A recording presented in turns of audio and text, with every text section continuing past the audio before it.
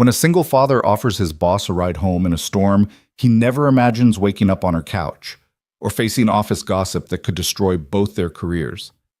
What started as a simple act of kindness between colleagues turned into a night that changed everything. One storm, one decision, one question that neither Ethan Cole nor Laura Bennett could take back.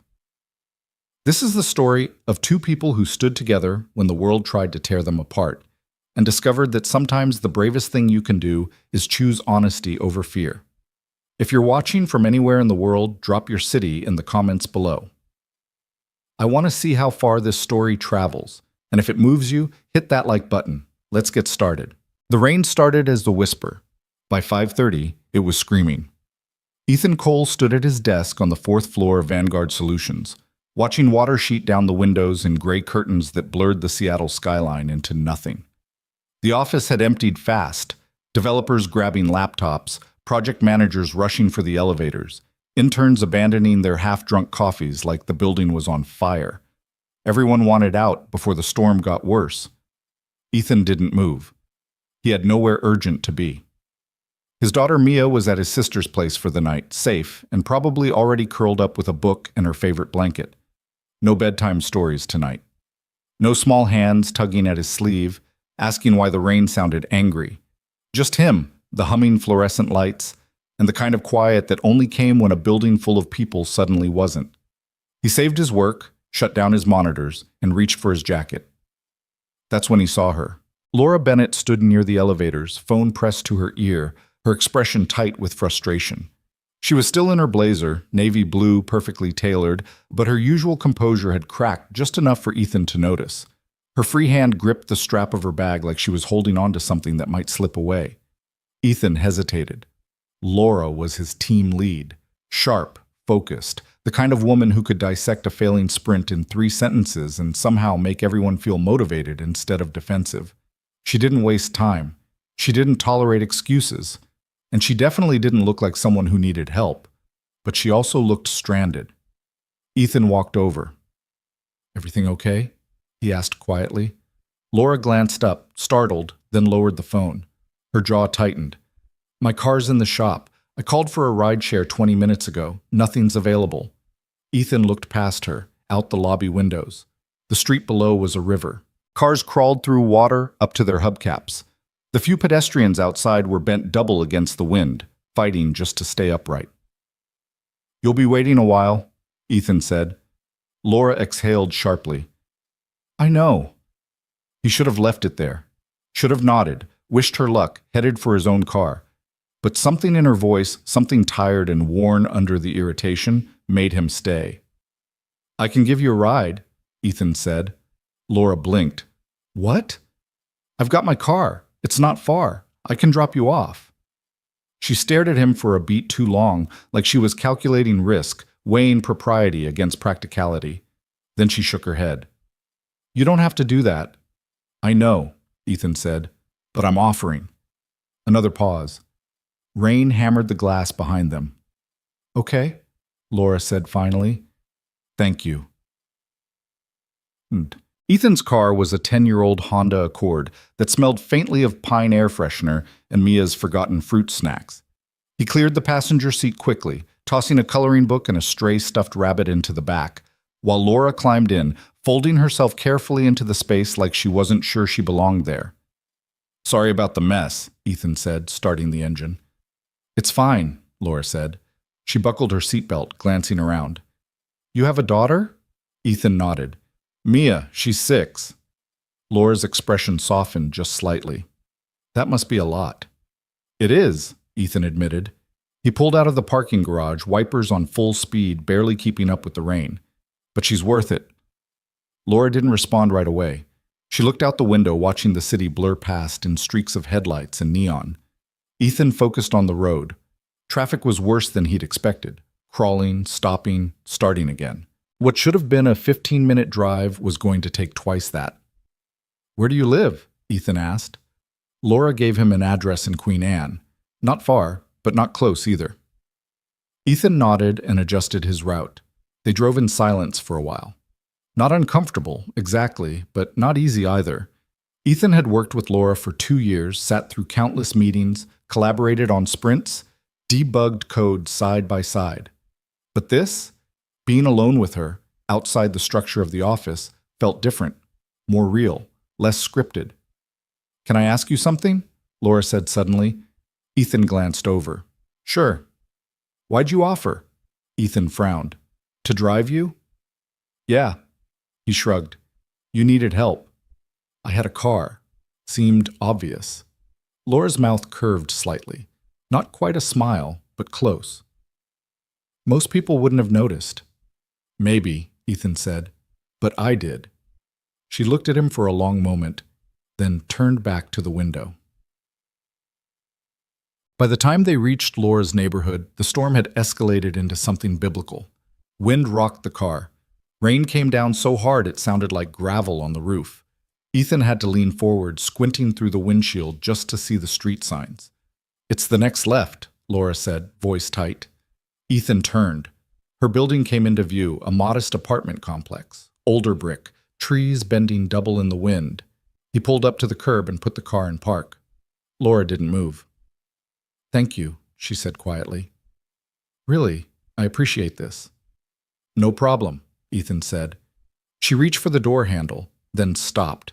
Rain was hammering the roof so hard it felt like the car might cave in. Lightning cracked overhead, turning everything white for half a second. "Jesus," Laura muttered. Ethan glanced at the building, then at the street. Water was rising fast, pooling around the tires. Another few minutes and the roads might not be passable. Laura looked at him. "You should go, before it gets worse." Ethan nodded. "Yeah." But neither of them moved. Laura bit her lip. Her hand was still on the door handle. She looked out at the rain, then back at Ethan, something uncertain flickering across her face. "Do you want to come in?" she asked. Ethan's chest tightened. "What?" "Just until the storm passes," Laura said quickly. "I don't think you should drive in this. It's not safe." Ethan hesitated. Every instinct told him to say no, to thank her politely, start the engine, and take his chances with the roads. He didn't do things like this. He didn't blur lines. He'd spent the last 6 years building walls around himself, around Mia, keeping everything clean, simple, predictable. But Laura was right. The storm was getting worse. And the way she was looking at him, not as a team lead, not as someone in control, but as a person who was genuinely worried, made it hard to refuse. "You sure?" Ethan asked. Laura nodded. "I'm sure." "Okay," Ethan said. "Just until it clears." Laura's apartment was small but immaculate. Hardwood floors, minimal furniture, everything in shades of gray and white. A few framed photos on the shelves, family, Ethan guessed, though he didn't look too closely. A laptop sat open on the coffee table, screen dark. "Make yourself comfortable," Laura said, shrugging off her blazer. "I'll get some towels." Ethan stood awkwardly in the entryway, dripping onto the floor. He felt too big for the space, too out of place. This was Laura's home, her private world, and he was standing in it, soaked and uncertain, like he'd crossed a threshold he couldn't uncross. Laura returned with towels and handed him one. "You can hang your jacket by the door." "Thanks," Ethan said. She disappeared into the kitchen. Ethan dried his face, his hair, then hung his jacket on the hook beside hers. The intimacy of it, 2 jackets side by side, felt strangely significant. "Are you hungry?" Laura called from the kitchen. Ethan blinked. "What?" "I was going to make pasta. There's enough for 2. Ethan walked to the kitchen doorway. Laura was pulling ingredients from the fridge: tomatoes, garlic, basil. She glanced at him over her shoulder. "Unless you need to get home," she added. Ethan thought of his empty apartment, the silence waiting for him there, the frozen dinner he'd probably microwave and eat standing over the sink. "No," he said, "I don't need to get home." Laura smiled, small, genuine, unexpected. "Good," she said, "then stay." They cooked together. It wasn't planned. Laura started chopping garlic, and Ethan asked if she needed help, and before he knew it, he was dicing tomatoes while she heated olive oil in a pan. They moved around each other carefully at first, like dancers learning a new routine, but gradually the rhythm settled. You cook a lot? Laura asked, sliding garlic into the pan. Every night, Ethan said. Mia's picky, so I've gotten creative. Laura laughed softly. What is she like? Pasta, mostly. Chicken nuggets shaped like dinosaurs. Anything with cheese. Sounds like my kind of kid. Ethan smiled. She'd like you. Laura glanced at him, something unreadable in her expression, then turned back to the stove. They talked while the sauce simmered. Small things at first, work projects, office politics, the new hire who couldn't figure out version control. But slowly, carefully, the conversation deepened. Do you miss it? Laura asked suddenly. Miss what? Having someone. A partner. Ethan paused, tomato halfway to the cutting board. The question landed heavier than it should have. Sometimes, he said honestly, but Mia's my priority. I don't have time for complications. Laura stirred the sauce, not looking at him. That's smart? What about you? Ethan asked. Laura was quiet for a long moment. I don't know. I used to think I wanted the whole thing, marriage, kids, the works, but work got in the way, and then it just became easier to focus on that. Easier doesn't mean better, Ethan said quietly. Laura looked at him, really looked at him. Her eyes were dark, tired, searching. No, she said. It doesn't. They ate at the small dining table, rain still battering the windows. The pasta was simple but good. Rich tomato sauce, fresh basil, parmesan grated over the top. Laura poured 2 glasses of red wine without asking, and Ethan didn't refuse. This is really good, Ethan said. Thanks, Laura said. It's my go-to, easy, but feels like effort. They ate in companionable silence for a while. Outside, the storm showed no signs of stopping. If anything, it was getting worse. Thunder rolling like artillery, lightning turning the sky white every few minutes. Looks like you're stuck here for a while, Laura said, glancing toward the window. Ethan followed her gaze. Yeah, looks like it. She took a sip of wine, then set the glass down carefully.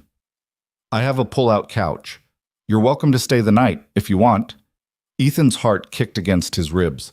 It was a practical offer, logical.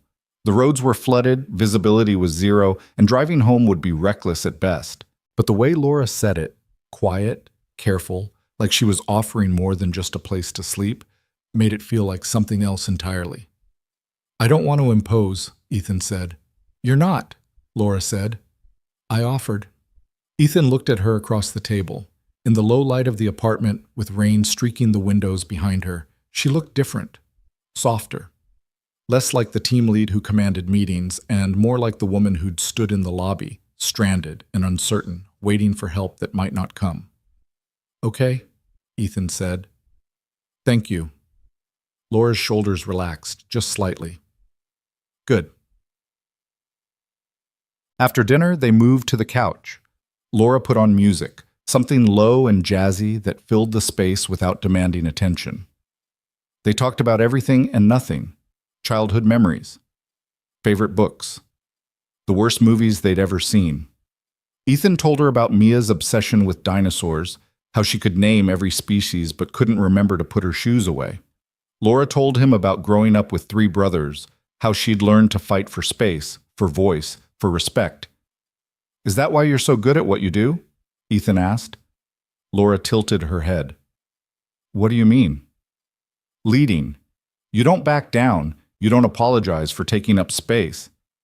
Laura's expression flickered, something vulnerable passing through before she locked it down. I've had to be, she said quietly. If I'm not, people assume I don't belong. Ethan nodded. He understood that. Different reasons, same result. He'd learned to be quiet, to stay in the background, to protect what mattered by not drawing attention. Laura had learned the opposite. But they'd both been shaped by the same pressure, to prove they were enough. You belong, Ethan said. Laura looked at him, eyes bright. So do you. The air between them shifted, not dramatically, not like a switch flipping, but something settled. Something clicked into place that hadn't been there before. Laura looked away first, clearing her throat. I should set up the couch. I can do it, Ethan said, standing. No, I've got it. Just Give me a second." She disappeared into a closet and returned with sheets, a pillow, a blanket. Together they pulled out the couch, made up the bed. It was narrow, slightly lumpy, but it would work.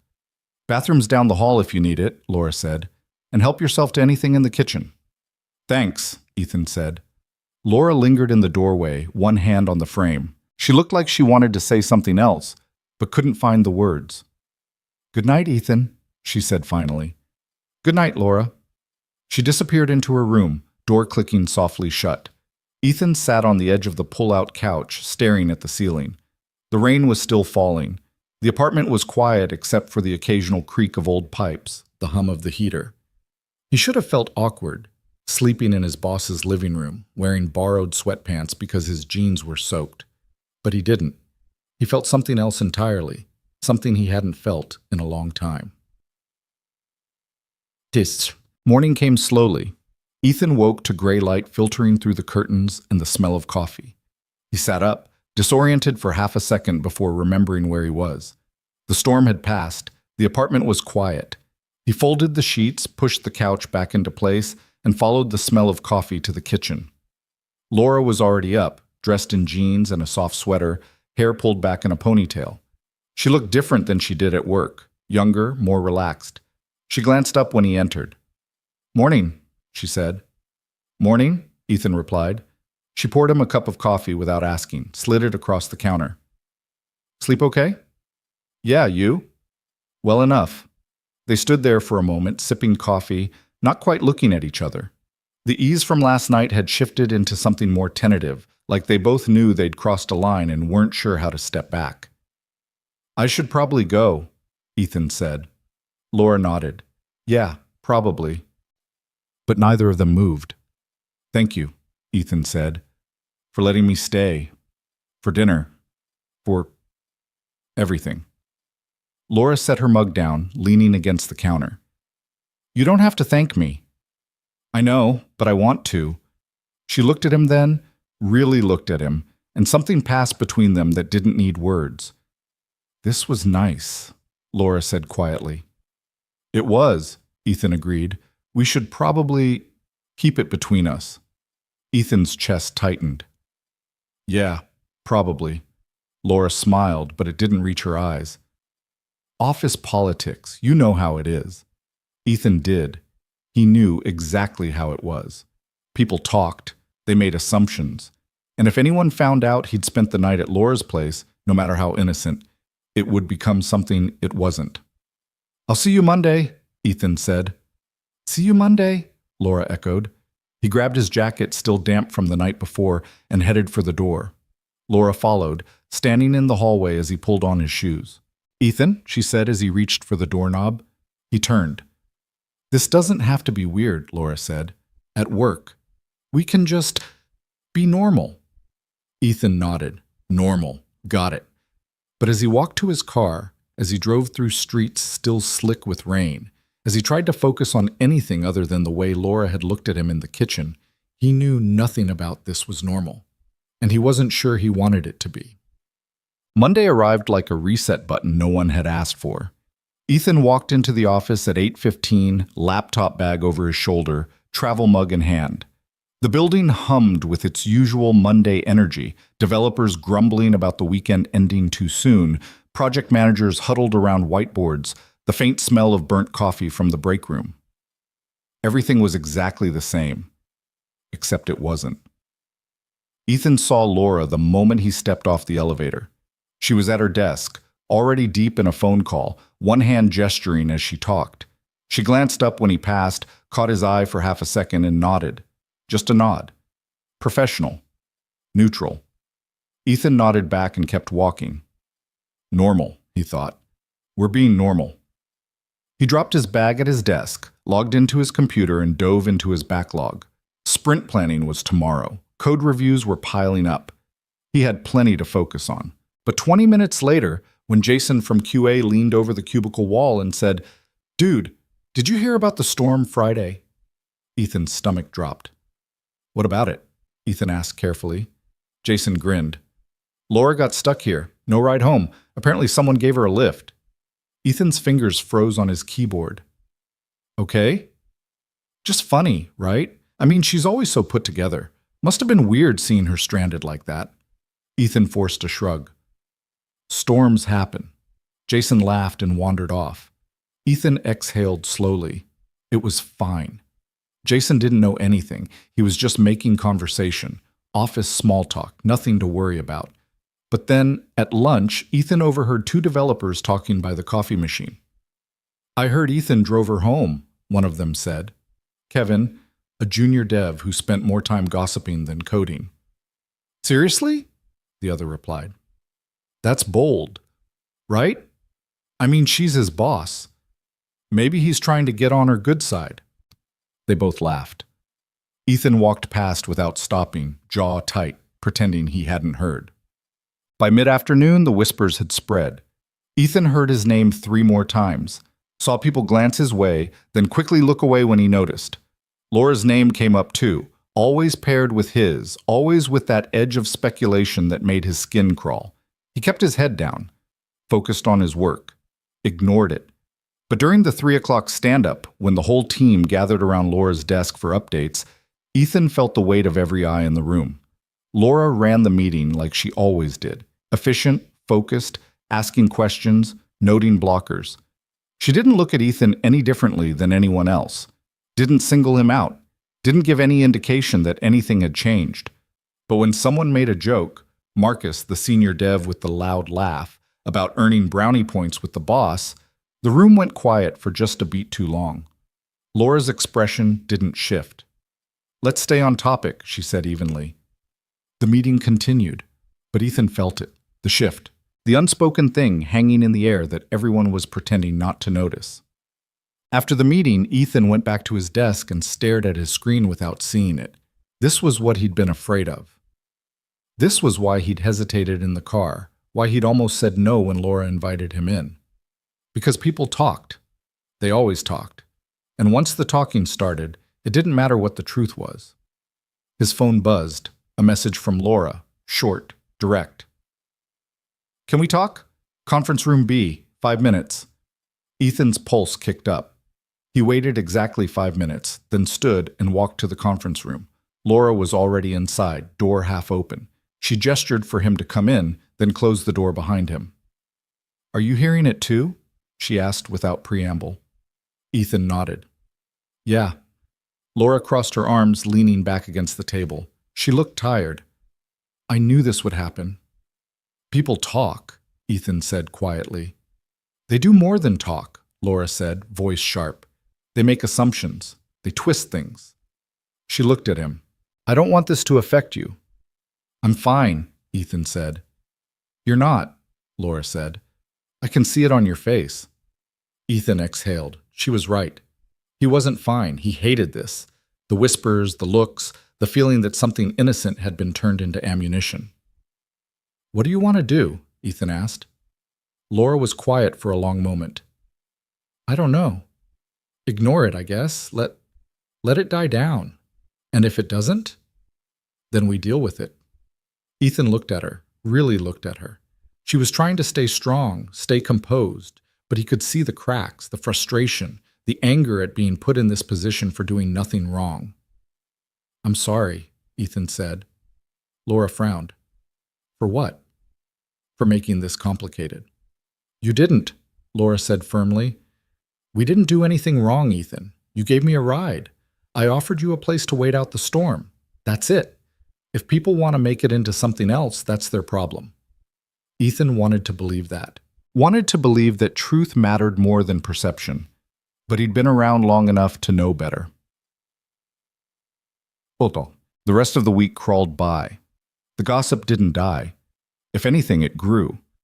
Ethan caught fragments of conversation in hallways, saw messages in Slack channels he wasn't part of, but heard about secondhand.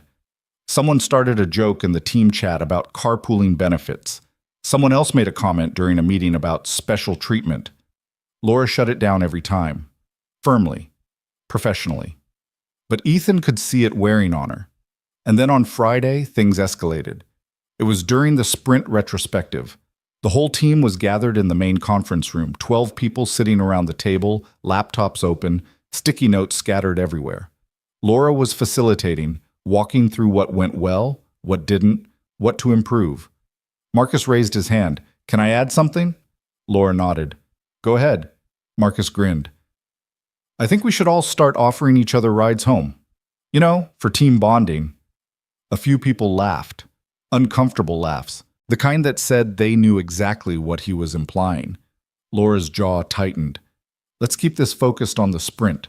I'm serious, Marcus said, leaning back in his chair. I mean, if it works for some people. The room went silent. Ethan's hands curled into fists under the table.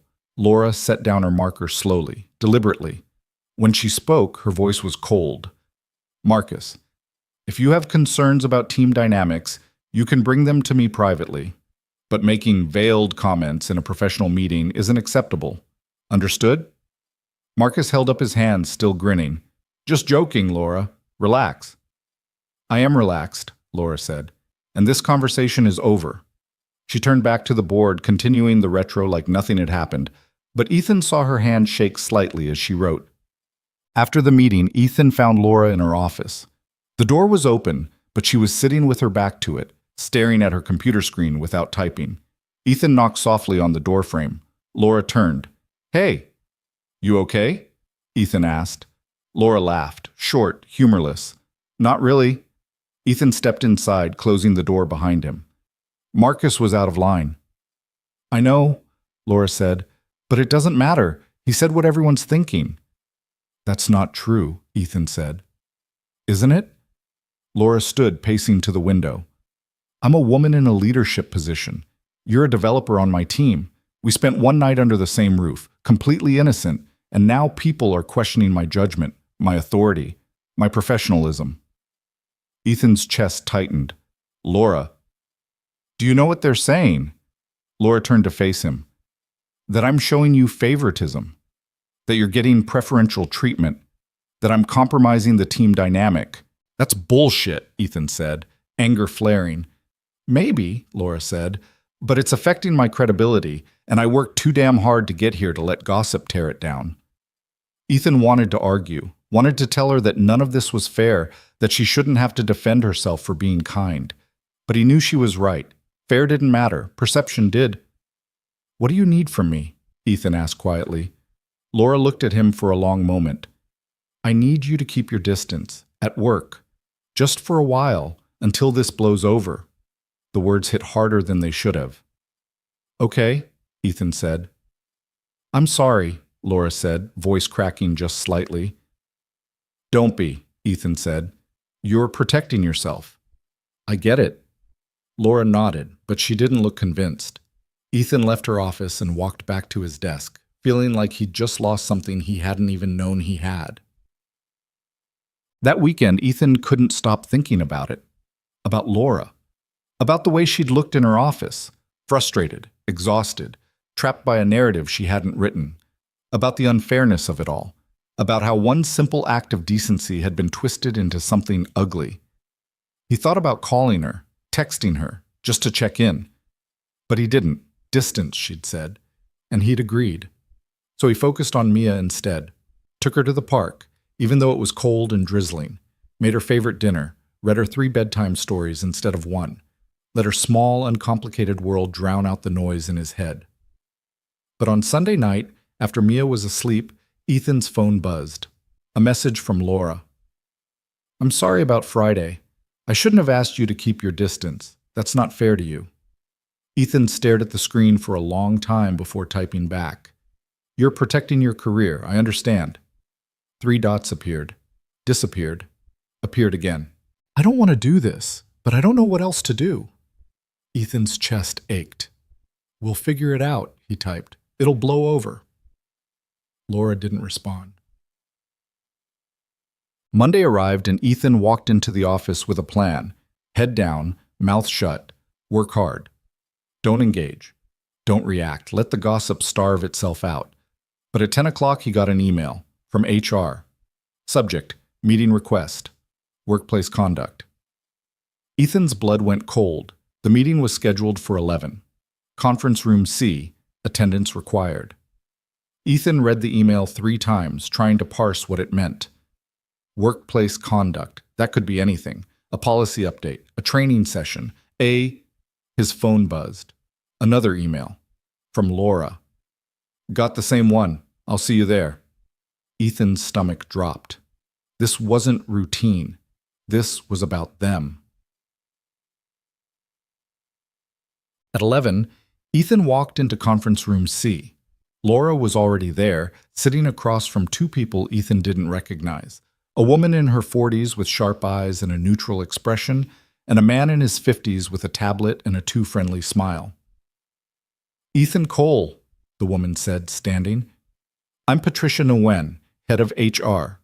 This is Daniel Reeves, our workplace conduct specialist. Please have a seat. Ethan sat beside Laura. She didn't look at him. Patricia folded her hands on the table. Thank you both for coming.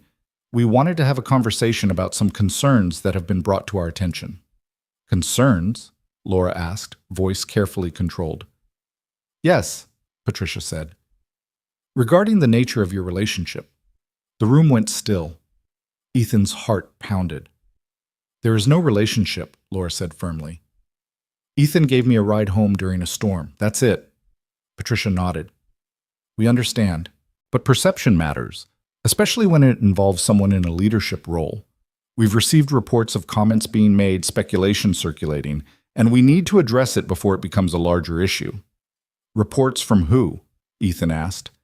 Patricia's expression didn't shift. That's confidential. So someone complained, Laura said, and now we're being interrogated? This isn't an interrogation, Daniel said, leaning forward with that too-friendly smile. It's a clarification. We just want to make sure everyone's on the same page. We are, Ethan said. There's nothing to clarify. Patricia pulled out a folder, flipping it open. Can you walk me through what happened that night, just so we have it documented? Laura's jaw tightened, but she answered, calmly, precisely. She explained the storm, the stranded car, Ethan's offer, the decision to wait it out. She left nothing out. She made it sound exactly like what it was. Two colleagues making a practical decision in bad weather. And you stayed the night? Patricia asked. On the couch, Ethan said, in the living room. But you did stay. Yes, Ethan said, because driving in that storm would have been reckless. Patricia made a note. And since then, have there been any other interactions outside of work?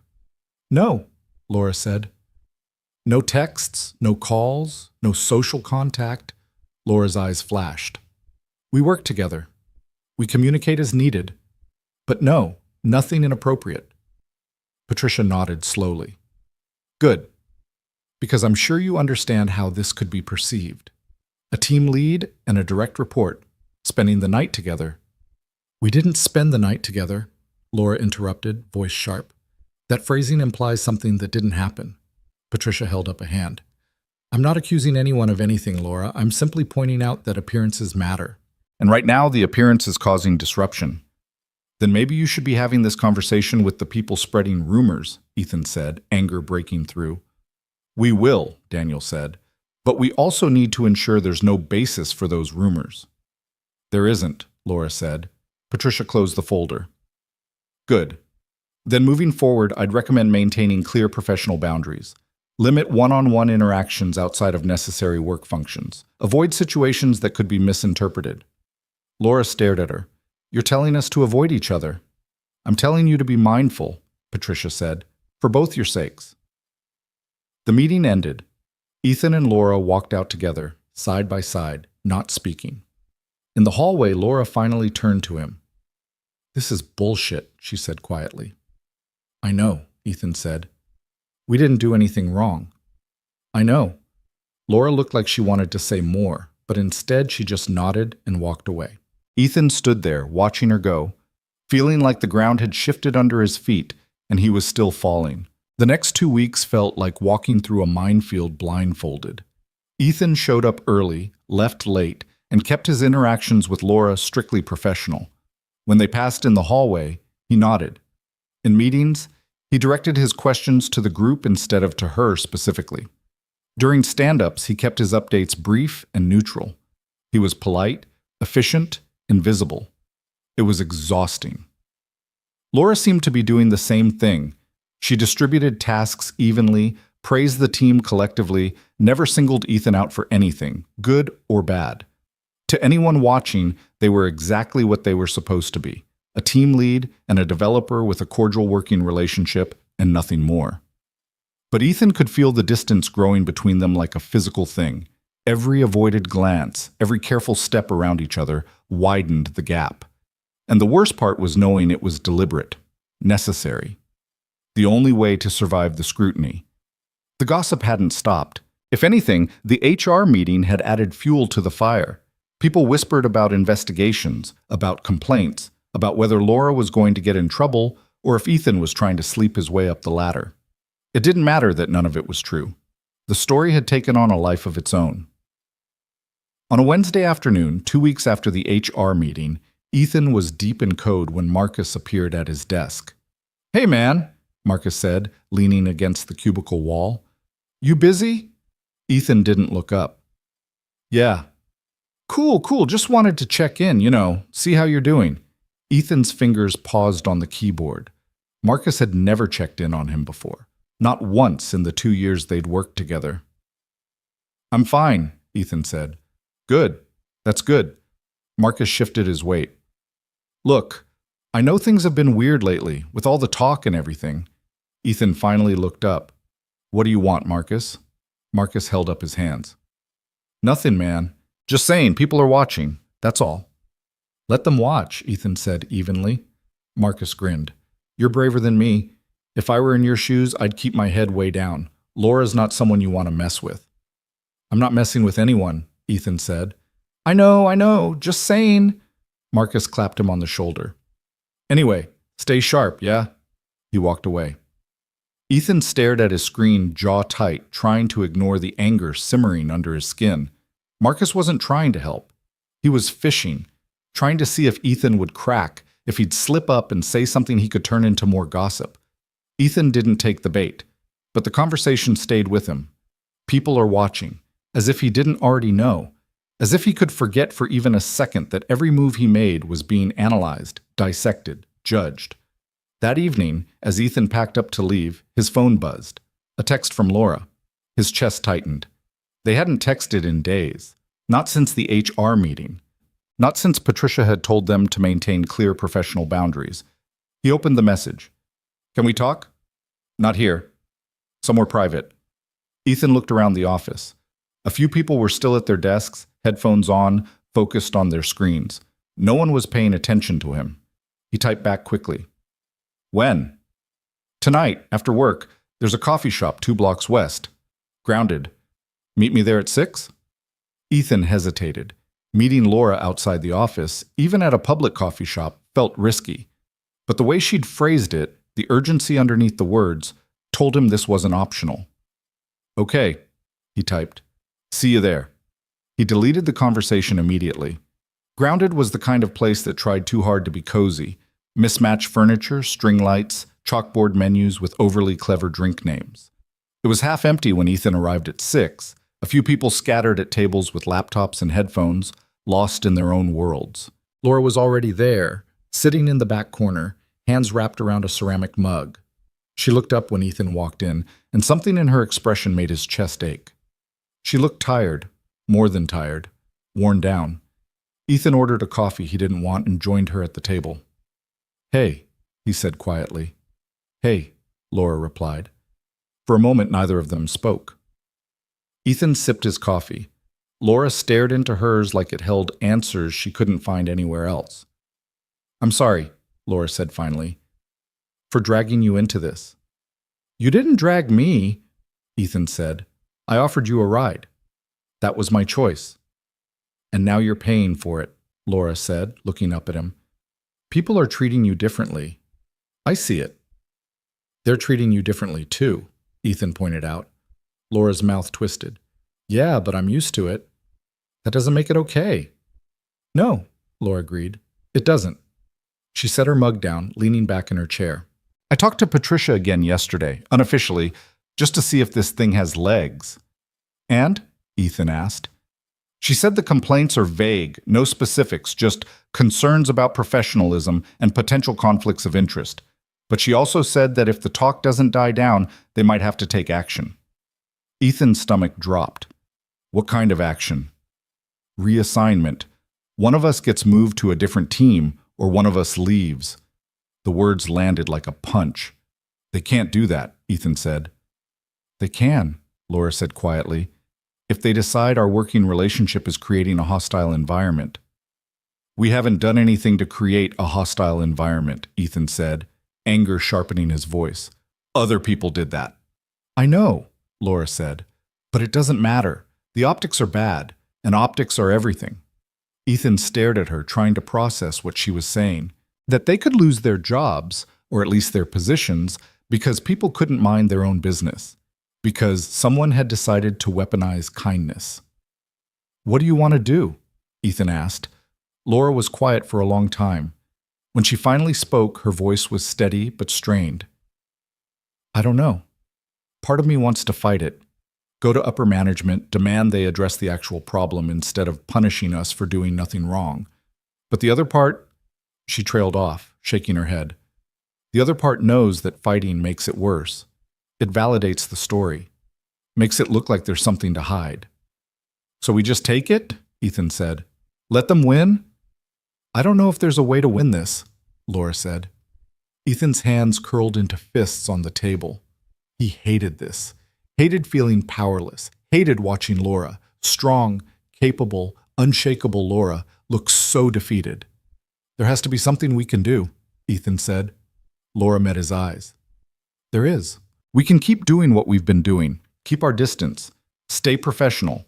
Hope it blows over before someone makes it official. And if it doesn't blow over? Laura didn't answer. They sat in silence, the weight of the situation pressing down on both of them. Outside, the sky was darkening, streetlights flickering on one by one. I miss it, Laura said suddenly. Ethan looked at her. Miss what? Talking to you, like we did that night, without all this noise. Ethan's chest tightened. Yeah, me too. Laura smiled, but it was sad. We had one good night, and now it feels like it ruined everything. It didn't ruin anything, Ethan said firmly. They did. Maybe, Laura said, but it still hurts. Ethan wanted to reach across the table, take her hand, tell her it would be okay. But he didn't. Because even here, 2 blocks from the office, in a coffee shop where no one knew them, he couldn't shake the feeling that someone was watching. We should go, Laura said, standing, before someone sees us together and adds it to the list. Ethan stood too. Laura, I know, she said, cutting him off gently. I know. They left separately. Laura first, then Ethan 5 minutes later, like they were criminals, like they'd done something wrong. The following Monday, things got worse. Ethan arrived at work to find an email from Patricia requesting another meeting. This time, just him. No Laura. Conference room C, 10 o'clock. His stomach twisted. He spent the next hour trying to focus on code, but his mind kept spiraling. What did HR want now? Had someone filed another complaint? Was this the reassignment conversation Laura had warned him about? At 10, Ethan walked into the conference room. Patricia was there, along with Daniel. But this time, there was a third person, a man Ethan didn't recognize, mid-50s, suit and tie, expression unreadable. Ethan, Patricia said. Thanks for coming. This is Robert Chen, Senior VP of Operations. Ethan shook his hand, heart pounding. VPs didn't sit in on HR meetings unless things were serious. Please sit, Robert said. Ethan sat. Patricia opened her folder. Ethan, we wanted to follow up on the situation we discussed 2 weeks ago. There have been some developments. What kind of developments? Ethan asked. Robert leaned forward. We've received additional reports, concerns about favoritism, about Laura's decision-making being influenced by personal relationships. That's not true, Ethan said immediately. Laura's never shown me favoritism. She treats everyone on the team the same. Perception doesn't always align with reality, Robert said. And unfortunately, perception is what we're dealing with. So you're saying it doesn't matter what actually happened, Ethan said. It only matters what people think happened. Patricia shifted in her seat. We're saying that we need to address the concerns before they escalate. How? Ethan asked. Robert exchanged a glance with Patricia. We're considering a few options. One is reassignment, moving you to a different team under a different lead. Ethan's chest tightened. And the other options? Laura steps down from her leadership role temporarily while we conduct a more thorough review. You're punishing her, Ethan said, voice hard, for doing nothing wrong. We're protecting the integrity of the team, Robert said, and protecting Laura's career. If this continues unchecked, it could damage her reputation long term. It's already damaging her reputation, Ethan said, because you're letting it. Patricia's expression tightened. Ethan, I understand you're frustrated. Do you? Ethan interrupted. Because from where I'm sitting, it looks like you're caving to gossip instead of addressing the people spreading it. Robert's jaw tightened. We are addressing it, but we also have a responsibility to maintain a professional work environment. Then start holding people accountable, Ethan said. Marcus made a comment in a meeting. Kevin and others have been talking behind our backs. But I'm the one sitting in this room being told to transfer teams? We're not making any final decisions today, Patricia said carefully. We're just exploring options. Exploring options to get rid of the problem, Ethan said. Which is me. You're not the problem, Robert said. The situation is the problem. And I'm part of the situation, Ethan said. So yeah, I'm the problem. Silence. Robert leaned back in his chair studying Ethan. What would you like us to do? The question caught Ethan off guard. I'd like you to trust that Laura and I are professionals, Ethan said. I'd like you to tell the people spreading rumors that it's inappropriate and needs to stop. And I'd like you to stop treating us like we did something wrong when all we did was be decent human beings to each other. Patricia made a note. Robert nodded slowly. We'll take that under advisement, Robert said. In the meantime, I'd recommend you and Laura continue maintaining professional distance. Let things settle. And if they don't settle? Ethan asked. Robert's expression was unreadable. Then we'll revisit this conversation. The meeting ended. Ethan walked back to his desk, feeling like he'd just been put on probation for a crime he didn't commit. He didn't see Laura for the rest of the day. Didn't know if she'd had a similar meeting or if they were saving that conversation for later. But at 4 o'clock, an email appeared in his inbox. From Laura. Subject line, FYI. Ethan opened it. They called me in too. Same conversation. I told them to stop punishing you for my mistakes. They didn't listen. I'm sorry.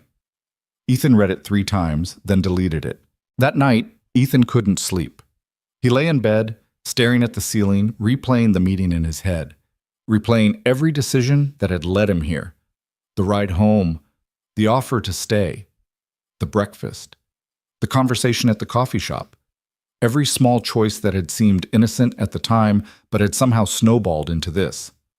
He thought about Mia, asleep in the next room, about the life he'd built for her, stable, safe, predictable, about how one wrong move could disrupt all of it. But he also thought about Laura, about the way she'd looked at him in the coffee shop, tired and defeated, about how unfair it was that she was being punished for something that wasn't even a mistake. Around midnight, his phone buzzed, a text from an unknown number. It's Laura. New phone number. Didn't want to use my work phone. Can we talk? Ethan sat up.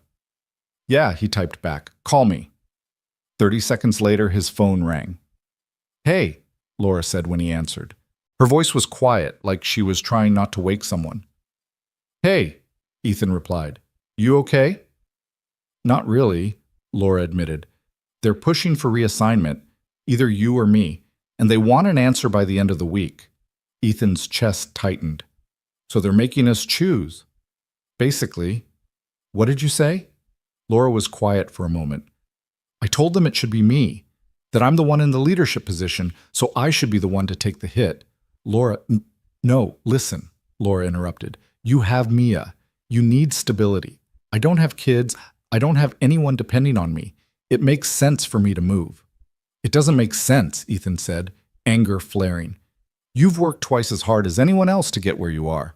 You shouldn't have to give that up because people can't stop gossiping. And you shouldn't have to uproot your career because I invited you into my apartment, Laura shot back. I chose to stay, Ethan said firmly. That was my choice. And now we're both paying for it, Laura said, voice breaking slightly. Ethan heard her take a shaky breath on the other end of the line. I don't want to do this, Laura said quietly. I don't want to leave my team. I don't want to let them win. Then don't, Ethan said. But if I don't, you will, and I can't let that happen. Why not? Because you matter, Ethan, Laura said, and the rawness in her voice made his throat tighten. Because you're a good person, and a good developer, and a good father, and I'm not going to let my career ambitions cost you yours. Your career ambitions didn't cost me anything, Ethan said. The people spreading lies did. Then let me fix it, Laura said. By sacrificing yourself? Ethan asked. That's not fixing it. That's just giving them what they want. Laura didn't respond. They sat in silence, the weight of the impossible choice pressing down on both of them. What if we don't choose? Ethan said finally. What do you mean? What if we refuse? Tell them to figure it out themselves, make them take responsibility instead of forcing us to. Laura laughed softly, but there was no humor in it. They'll just make the decision for us, and it'll probably be worse. Maybe, Ethan said, or maybe they'll realize how screwed up this whole thing is. You're more optimistic than I am, Laura said. I'm not optimistic, Ethan said. I'm just tired of losing. Laura was quiet for a long moment. When she spoke again, her voice was steadier. Okay, she said. Let's try it. Let's tell them no. You sure? Ethan asked. No, Laura admitted, but I'm willing to find out what happens. The next morning, Ethan and Laura walked into Patricia's office together. Patricia looked up, surprised. I wasn't expecting both of you. We need to talk, Laura said. Patricia gestured to the chairs. Sit. They sat. We're not choosing, Laura said without preamble.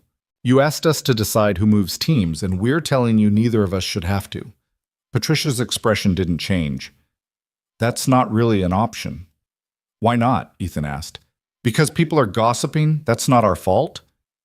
I understand your frustration, Patricia said carefully. But the reality is that the current situation is untenable. Then change the situation, Laura said. Address the people spreading rumors. Set clear expectations about workplace conduct. Make it known that gossip and speculation won't be tolerated. We've already done that, Patricia said. Have you? Ethan asked. Because from where we're sitting, it looks like you're punishing us instead of them. Patricia folded her hands on her desk. What you're describing isn't as simple as you think. We can't police every conversation. But you can make it clear that targeting colleagues is unacceptable, Laura said. You can create consequences for people who create hostile work environments. We are, Patricia said, by addressing the source of the conflict. We're not the source, Ethan said. The gossip is. Patricia sighed. I understand you feel that way, but perception matters. And right now the perception is that your relationship, whatever it is affecting team dynamics. There is no relationship, Laura said, voice hard.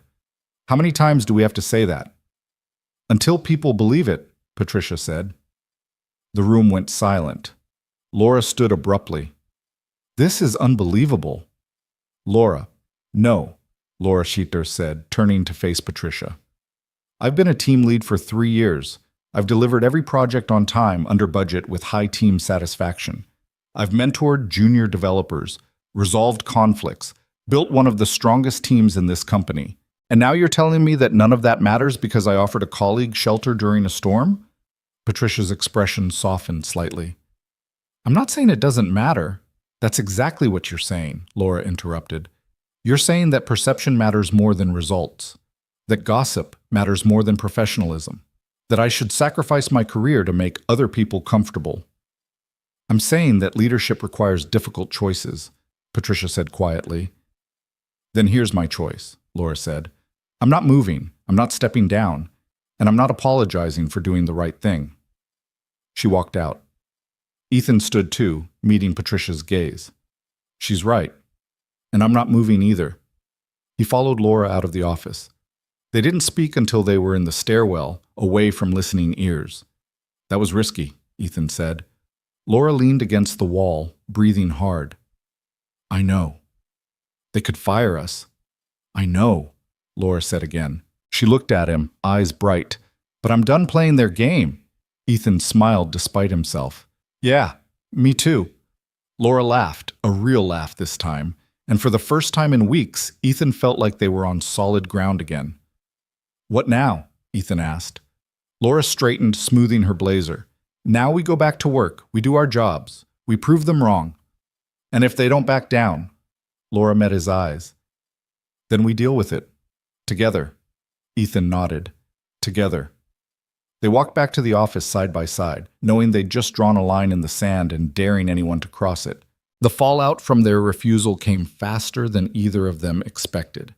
By noon, word had spread that Laura and Ethan had pushed back against HR. Ethan could feel it in the air, the sideways glances, the hushed conversations that stopped when he walked past, the tension that seemed to thicken with every hour. People were taking sides, whether they realized it or not. Some admired the stand they'd taken, others thought they were being reckless, arrogant, asking for trouble. Marcus was in the latter camp. He cornered Ethan in the break room around 2 o'clock, arms crossed, leaning against the counter while Ethan refilled his coffee. Heard you and Laura told HR to kick rocks, Marcus said, voice casual but eyes sharp. Ethan didn't look at him. We told them we're not the problem. Bold move, Marcus said. Stupid, but bold. Ethan turned to face him. You have something to say, Marcus? Marcus shrugged. Just that you're making this harder on yourself than it needs to be. You could have taken the transfer, kept your head down, moved on. Instead, you're doubling down on something everyone knows is sketchy. There's nothing sketchy about it, Ethan said, voice low and controlled. Come on, man, Marcus said, grinning. You stayed at her place. Everyone knows it. And now you're acting like it's no big deal. It wasn't a big deal, Ethan said. Until people like you made it one. Marcus's grin faded. People like me? Yeah, Ethan said, setting his mug down. People who gossip instead of work. People who turn a ride home into a scandal because they've got nothing better to do. Marcus pushed off the counter, squaring his shoulders. Careful, Ethan. You're not exactly in a position to throw shade. Neither are you, Ethan said evenly. Last I checked, your last 3 code reviews came back with critical bugs. Maybe focus on that instead of my personal life. Marcus's face flushed. For a second, Ethan thought he might actually swing, but then Marcus just laughed, sharp and bitter. You're going to regret this, Marcus said. Maybe, Ethan said. But at least I'll regret standing up for myself instead of hiding behind rumors. Marcus walked out without another word. Ethan grabbed his coffee and returned to his desk, hands shaking slightly. He'd never confronted Marcus like that before. Never confronted anyone like that. But something had shifted. He was done being quiet, done letting people walk over him because he was afraid of making waves. If they were going to judge him anyway, he might as well give them a reason. That afternoon, during the weekly team sync, the tension finally boiled over. Laura was running the meeting like she always did, reviewing sprint progress, addressing blockers, assigning tasks for the coming week. The team was gathered around the conference table, 12 people, laptops open, notebooks out. Ethan sat near the back, taking notes, trying to stay invisible. But Marcus had other plans. Before we wrap, Marcus said, raising his hand, can I bring something up? Laura glanced at him, expression neutral. Go ahead. I think we need to talk about team morale, Marcus said, leaning back in his chair, because honestly, it's been pretty rough lately. Rough how? Laura asked. Marcus gestured vaguely. Just tension. People are distracted. There's a lot of talk happening outside of work channels. If people are distracted, Laura said evenly, they should focus on their deliverables. Hard to do that when there's drama in the room, Marcus said. The table went silent. Laura's jaw tightened. What drama? Marcus glanced around the table like he was waiting for someone to back him up. No one did, but he pressed on anyway. Come on, Laura, you know what I'm talking about.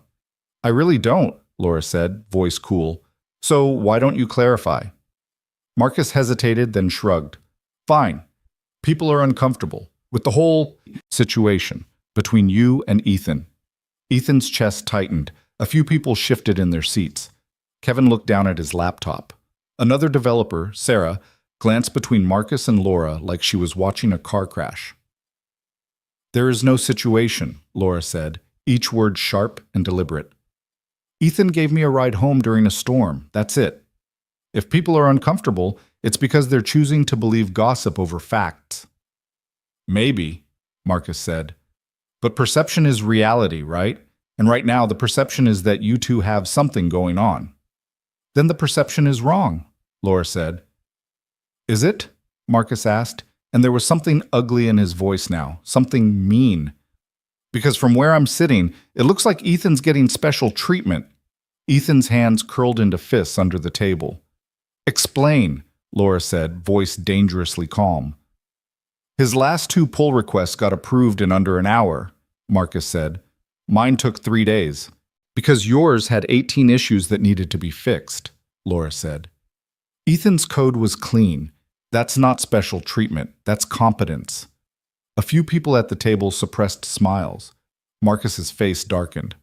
Whatever, Marcus said. I'm just saying what everyone's thinking. You're saying what you're thinking, Laura corrected. And frankly, Marcus, I'm tired of it. Tired of what? Tired of your comments, your jokes, your constant insinuations. You've been undermining me for weeks, and I've let it slide because I wanted to give you the benefit of the doubt. But I'm done. Marcus sat up straighter. I'm not undermining anyone. Yes, you are, Laura interrupted. Every meeting, you make some snide remark. Every stand-up, you question my decisions. You're creating the exact tension you're complaining about. That's not fair, Marcus said. It's completely fair, Laura said. And if you can't participate in this team professionally, maybe you should find a different team. The room went dead silent. Marcus stared at her, face red, jaw tight. For a second, Ethan thought he was going to explode, but instead he just pushed his chair back and stood. You know what? Marcus said. Maybe I will. He walked out, slamming the door behind him. No one spoke. Laura took a slow breath, then looked around the table. Anyone else have concerns they'd like to address? Silence. Good, Laura said. Then let's get back to work. The meeting continued, but the air was electric. People typed on their laptops, made notes, answered questions when prompted. But Ethan could feel the shift. Something had broken open, and whether that was good or bad, he couldn't tell yet. After the meeting, Ethan found Laura in her office. The door was open, but she was sitting with her head in her hands, staring at her desk like it held answers she couldn't find. Hey, Ethan said quietly from the doorway. Laura looked up. Her eyes were red-rimmed, but she wasn't crying. She just looked exhausted. Hey, she said. You okay? Laura laughed, short and bitter. Not really. Ethan stepped inside, closing the door behind him. That took guts. That was reckless, Laura corrected. I just threatened to kick someone off my team in front of everyone. He deserved it, Ethan said. Maybe, Laura said. But now I've given HR even more ammunition. They're going to say I'm being defensive, that I'm letting personal issues affect my leadership. You're not, Ethan said. You were setting a boundary. That's what leaders do. Laura looked at him, something soft and grateful in her expression. Thank you. For what? For not letting me spiral, Laura said. For being here. I'm not going anywhere, Ethan said. Laura nodded, but she didn't look convinced. By the next morning, Marcus had filed a formal complaint with HR. Ethan found out when Patricia called him into her office at 9 o'clock.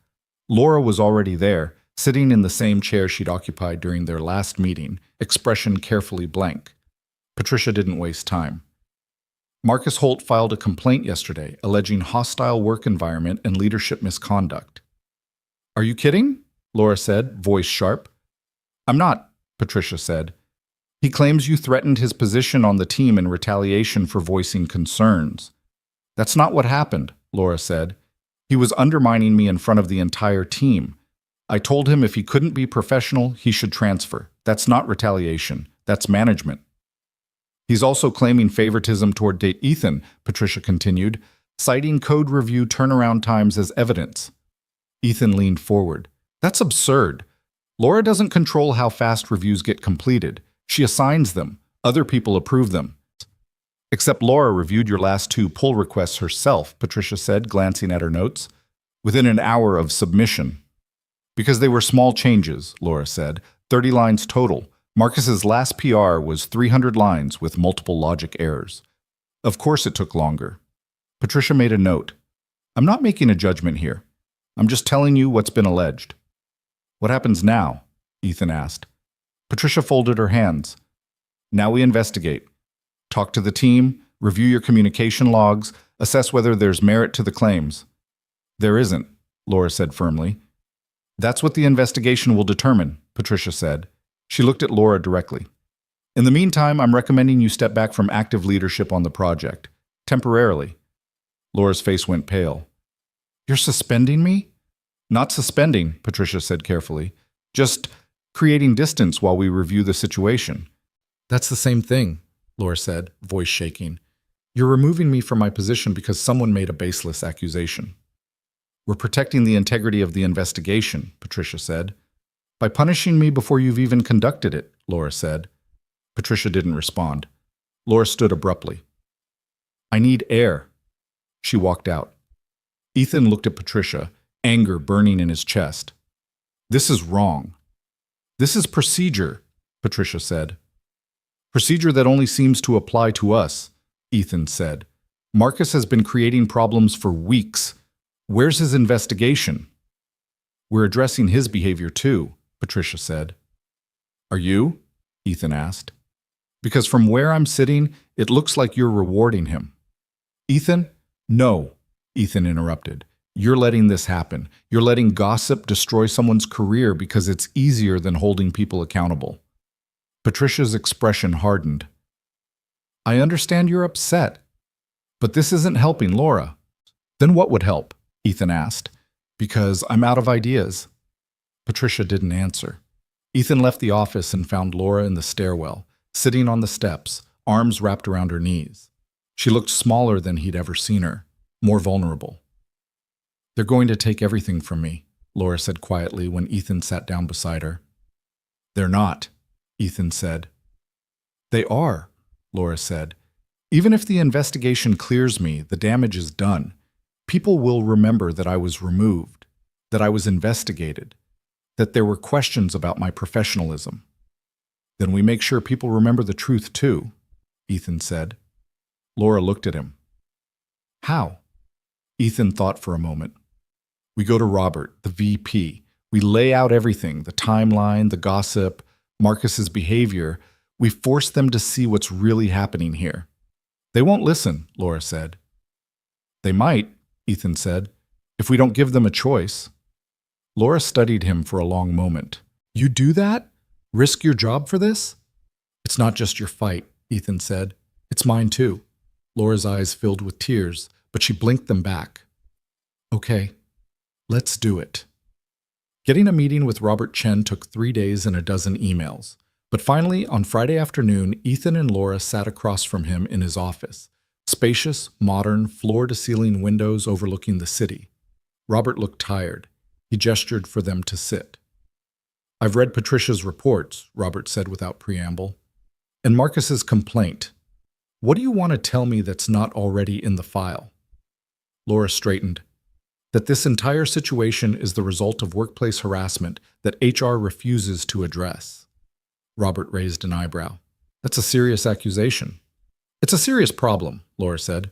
For weeks, Marcus and others have made inappropriate comments, spread rumors, and created a hostile environment. When I tried to set boundaries, I got punished for it.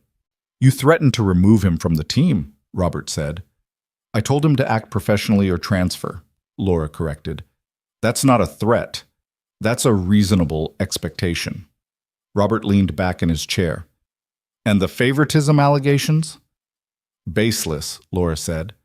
I've treated Ethan exactly the same as every other developer on my team. If his work gets reviewed faster, it's because it's higher quality.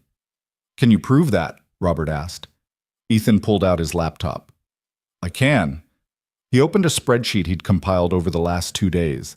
Every code review from the past 6 months, sorted by developer, complexity, turnaround time, and reviewer. The data was clear. Laura's review times were consistent across the team. Marcus's took longer because his code required more corrections. Robert studied the screen. This is thorough. Because it's the truth, Ethan said. Laura hasn't shown me favoritism. She's just good at her job. Robert nodded slowly. He closed the laptop and looked at both of them. Here's what I see, Robert said. Two employees who made a decision that in hindsight created optics problems. A team dynamic that deteriorated because of gossip and poor communication. And a manager who's trying to maintain authority in an untenable situation. So, what are you going to do about it? Laura asked. Robert was quiet for a moment. I'm going to recommend Patricia close the investigation. There's no evidence of misconduct. But I'm also going to recommend mediation between you, Marcus, and the rest of the team. Clear the air. Reset expectations. And my position? Laura asked. You'll be reinstated as team lead effective immediately, Robert said. But Laura, you need to rebuild trust. Not just with me, but with your team. Laura nodded. I can do that. Robert looked at Ethan. And you need to be aware that people are watching. Fairly or not, your relationship with Laura will be scrutinized. If you can't handle that, say so now. I can handle it, Ethan said. Robert stood, extending his hand. Then we're done here. They shook hands, walked out of his office, didn't speak until they were back in the stairwell. We did it, Laura said, voice shaky. Yeah, Ethan said. We did. Laura leaned against the wall, exhaling slowly. Thank you. For the data. For coming with me. For everything. You don't have to thank me, Ethan said. I do, Laura said. She looked at him, eyes bright. You could have walked away. Taken the transfer. Saved yourself, but you stayed. Of course I stayed, Ethan said quietly. Laura smiled. For the first time in weeks, it looked real. The mediation session happened the following Wednesday. Patricia facilitated, with Robert observing. The whole team sat around the conference table, awkward, uncomfortable, no one quite meeting anyone else's eyes. Marcus was there too, sitting at the far end, arms crossed, expression sullen. Patricia started by laying out ground rules. Respectful communication, no interruptions, focus on solutions, not blame. Then she opened the floor. For a long moment, no one spoke. Finally, Sarah, one of the junior developers, raised her hand. Can I say something? Please, Patricia said. Sarah looked around the table. I think we all know there's been tension, and I think most of it has been because we're not talking to each other. We're talking about each other. A few people nodded. I don't know what happened with Laura and Ethan, Sarah continued, and honestly, it's none of my business. But I do know that Laura's been a great lead, and Ethan's been a solid teammate, and I don't think either of them deserve the way we've been treating them. More nods. Even a few murmured agreements. Marcus shifted in his seat. I wasn't trying to cause problems, he said, though his voice lacked conviction.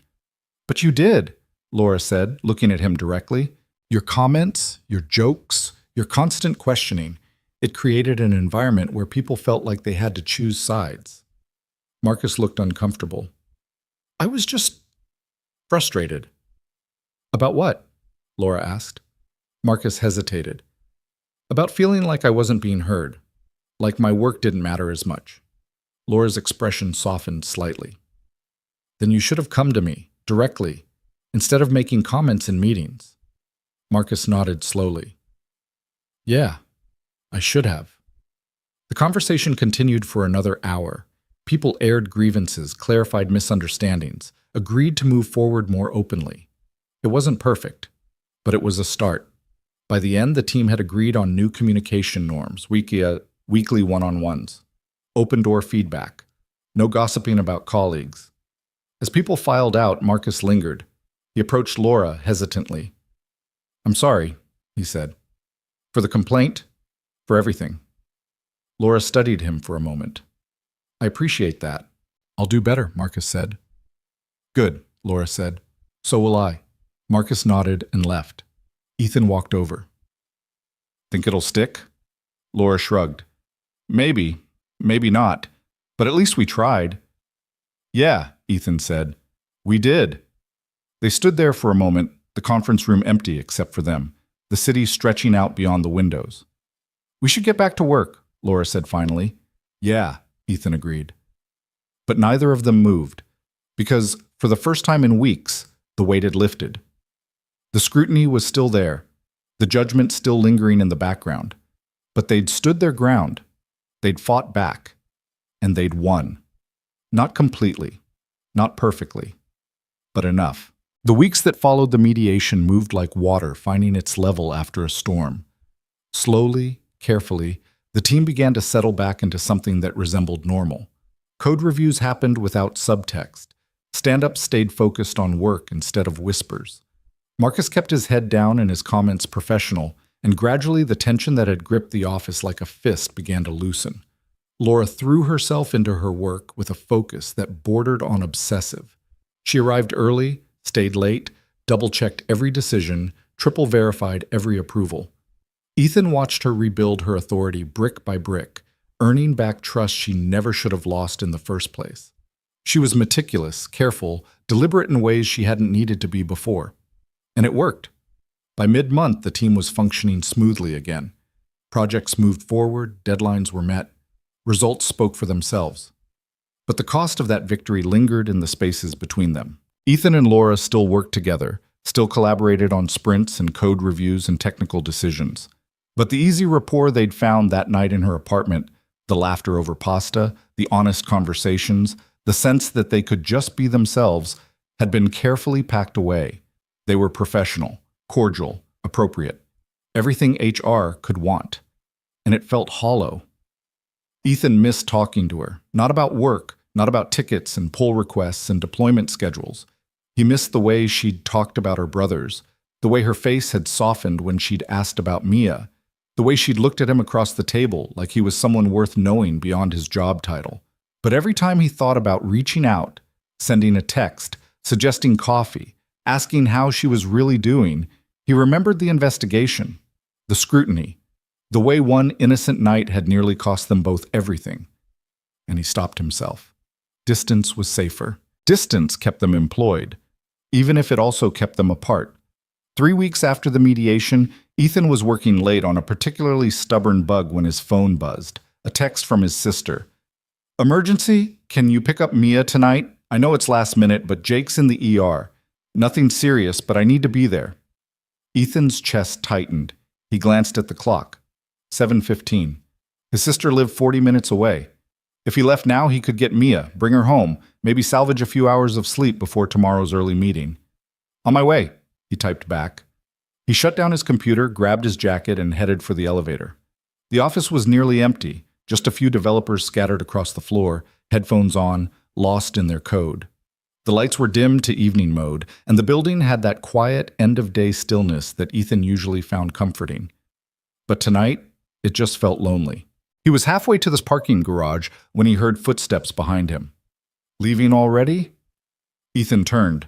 Laura was walking toward him, laptop bag over her shoulder, blazer draped across her arm. She looked tired, but she smiled when she caught his eye. "Family emergency," Ethan said. "My sister needs me to pick up Mia." Laura's smile faded into concern. "Everything okay?" "Yeah, her husband's in the ER. Nothing serious, but she needs to be there." "Of course," Laura said. "Go. Don't worry about tomorrow's meeting. I'll cover for you if you're late." "Thanks," Ethan said. They stood there for a moment in the dim hallway, the elevator humming quietly behind them. It was the first real conversation they'd had outside of work in weeks. And even now, even with an emergency pulling him away, Ethan didn't want it to end. "How are you?" he asked before he could stop himself. Laura blinked, surprised by the question. "I'm okay. Better than I was." "Good," Ethan said. "That's good." "How are you?" Laura asked. "Tired," Ethan admitted. "But okay." Laura nodded, but her eyes searched his face like she was looking for something beneath the surface. "We should talk sometime. Really talk." "Yeah," Ethan said. "We should." "When things settle," Laura added quickly, "when it's appropriate." "Right," Ethan said, "when it's appropriate." The elevator dinged. The doors slid open. "I should go," Ethan said. "Yeah," Laura said. "Drive safe." Ethan stepped into the elevator, and as the doors closed between them, he saw something in Laura's expression that made his chest ache. She looked like she wanted to say more, like there were words stacked up behind her careful professionalism, waiting for permission to escape. But the doors closed, and Ethan rode down to the parking garage alone. By the time he got Mia home, fed her dinner, convinced her to brush her teeth, and tucked her into bed. It was nearly 10. Ethan collapsed on the couch, too exhausted to do anything but stare at the ceiling and try to turn his brain off. But his phone buzzed before he could drift into sleep. A text from Laura. From her personal number, the one she'd given him weeks ago and then barely used.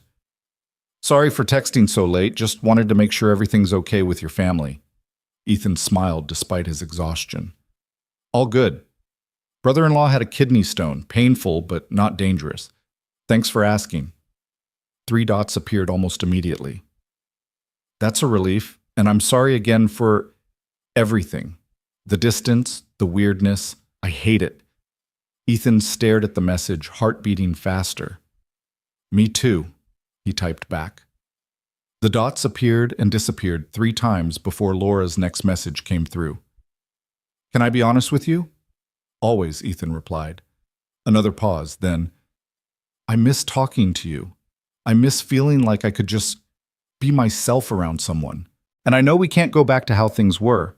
I know the optics are still complicated, but I wanted you to know that I don't regret that night. Not for a second." Ethan read the message twice, something warm and painful blooming in his chest. "I don't regret it either," he typed. "And for what it's worth, you can still be yourself around me. Work stuff aside. You don't have to perform." Laura's response came quickly this time. "Thank you. That means more than you know." They texted for another hour. Nothing deep, nothing dangerous, just small things.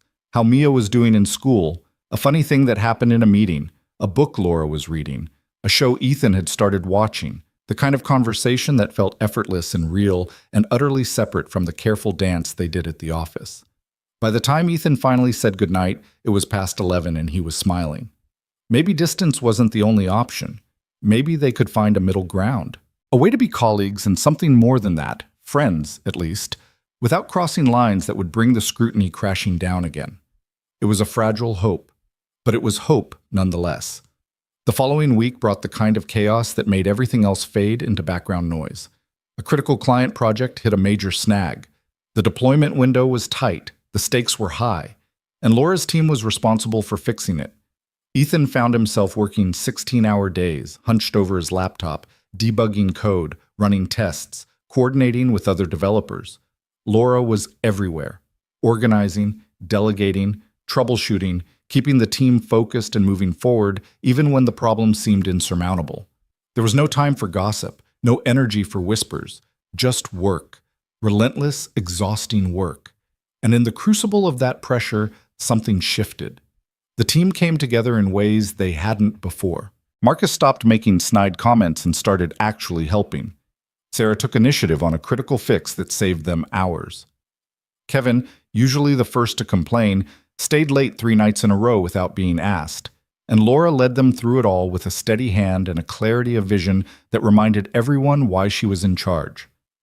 Ethan saw it happening in real time, the respect returning, the trust rebuilding, not because Laura demanded it, but because she earned it, over and over again.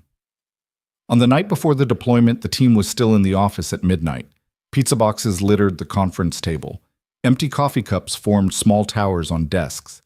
Everyone looked exhausted, but there was a strange kind of energy in the room. The energy of people who knew they were close to finishing something important. Laura stood at the whiteboard, walking through the final checklist. Her voice was hoarse from hours of talking, but she didn't slow down. "Final regression tests are running now," she said, pointing to the timeline. "If they pass, we deploy at 6 a.m. If they don't, we have 4 hours to fix whatever breaks." "What are the odds they pass?" someone asked. Laura glanced at Ethan. He'd run most of the tests. He knew the code better than anyone. 80%, Ethan said. "Maybe 85. "I'll take those odds," Laura said. She looked around the room. "You've all done incredible work this week. No matter what happens tomorrow, I want you to know that." A few people nodded. Someone muttered thanks. "Go home," Laura said. "Get a few hours of sleep. I'll monitor the tests and send updates." "You should sleep too," Sarah said. Laura smiled. "I will." After the tests finish, the team started packing up. Slowly, reluctantly, they filtered out until it was just Ethan and Laura left in the conference room. "You don't have to stay. Laura said, not looking up from her laptop. Neither do you, Ethan replied. Laura glanced at him. Someone needs to monitor this. Then I'll stay too, Ethan said, in case something breaks. Laura looked like she wanted to argue, but she just nodded. Okay. They worked in silence for a while, laptops side by side, watching progress bars inch forward, refreshing dashboards, checking logs. The building was silent around them, just the hum of servers, the occasional creak of old pipes, the city glowing through the windows. Around 2 a.m., Laura leaned back in her chair and rubbed her eyes. I think we're going to make it, she said quietly. Yeah, Ethan agreed. I think so too. Laura looked at him. Thank you. For staying. For everything this week. You don't have to keep thanking me, Ethan said. I know, Laura said, but I want to. There was something in her voice that made Ethan look up. She was watching him with an expression he couldn't quite read. Tired, yes. Relieved, yes. But something else too. Something warmer. What? Ethan asked. Laura shook her head. Nothing, just, I'm glad you're here. Me too, Ethan said. They held each other's gaze for a beat too long. And in that moment, in the quiet of the empty office, with the weight of the week behind them and the uncertainty of tomorrow ahead, Ethan felt it again. That pull. That connection that had started on a rainy night months ago and had survived everything thrown at it. Laura looked away first, clearing her throat. We should probably actually try to sleep. The tests won't finish for another hour. Yeah, Ethan said. Probably. But neither of them moved. The deployment went flawlessly. At 6 a.m., with the whole team gathered in the conference room, bleary-eyed but focused, Laura pushed the button. Code rolled out to production. Systems updated, servers hummed, and within minutes confirmations started rolling in. Everything worked. No errors, no rollbacks needed. A cheer went up around the room. Laura exhaled, shoulders sagging with relief. She looked around at her team, and for the first time in months, she looked genuinely happy. We did it, she said, about all of you. This was a team effort, and you crushed it. More cheers. Someone popped open a bottle of sparkling cider someone had stashed in the break room. People clapped each other on the back, grinning, riding the high of a job well done. Robert Chen appeared in the doorway, tablet in hand, smiling. I heard the deployment was successful, he said. It was, Laura said. Robert nodded, scanning the room. Excellent work, everyone. Take the rest of the day off. You've earned it. Another cheer. People started gathering their things, talking excitedly about sleep and food, and doing absolutely nothing for the next 12 hours. Robert gestured to Laura. A word? Laura followed him into the hallway. Ethan watched them go, saw Robert say something that made Laura's expression shift from cautious to surprised to something that looked almost like relief. When she came back, she was smiling. What did he say? Sarah asked. Laura looked around at the team. He said corporate was impressed and that they're approving budget for 3 new hires to support us on the next phase of the project. The room erupted again. More hires meant less overtime, less stress, more breathing room. Looks like we're not dying anytime soon, Marcus said, grinning. Not if I can help it, Laura replied. People started filtering out, heading home or to breakfast or wherever exhausted developers went to decompress. Ethan hung back, packing up his laptop slowly, waiting until the room was mostly empty. Laura noticed. She walked over. You heading out? She asked. Yeah, Ethan said. You? Soon, Laura said. I need to send a few emails first, document some things while they're fresh. Of course you do, Ethan said, smiling. Laura laughed. I know, I'm insufferable. You're thorough, Ethan corrected. There's a difference. Laura's expression softened. Thank you. For last night. For staying. For keeping me sane through all of this. You kept yourself sane, Ethan said. I just made sure you weren't alone. Laura looked at him for a long moment. That mattered more than you know. Ethan nodded, not trusting himself to say anything that wouldn't sound like too much. Get some sleep, Laura said finally. You look dead on your feet. So do you, Ethan replied. Laura smiled. Fair point. Ethan left, but as he walked to his car in the parking garage, he couldn't shake the feeling that something had shifted again. Not back to where they'd been, but forward, toward something new, something they hadn't defined yet, but could both feel growing in the spaces between their careful words. Over the next month, the team stabilized. The new hires came in, projects balanced out. The intensity that had defined the deployment week faded into a steadier, more sustainable rhythm. And Ethan and Laura found their footing. They still kept things professional at work, still maintained the boundaries that HR expected.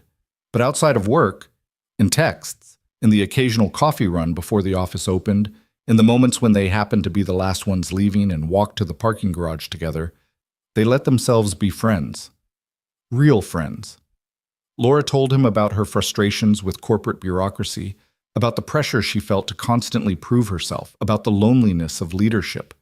Ethan told her about Mia's latest obsession with astronomy, about the challenges of single parenthood, about the fear that he was somehow failing her by not being enough.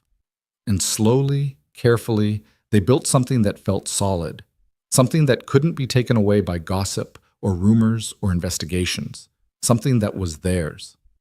One Friday evening, as they were both packing up to leave, Laura paused at Ethan's desk. "Hey," she said, "you have plans this weekend?"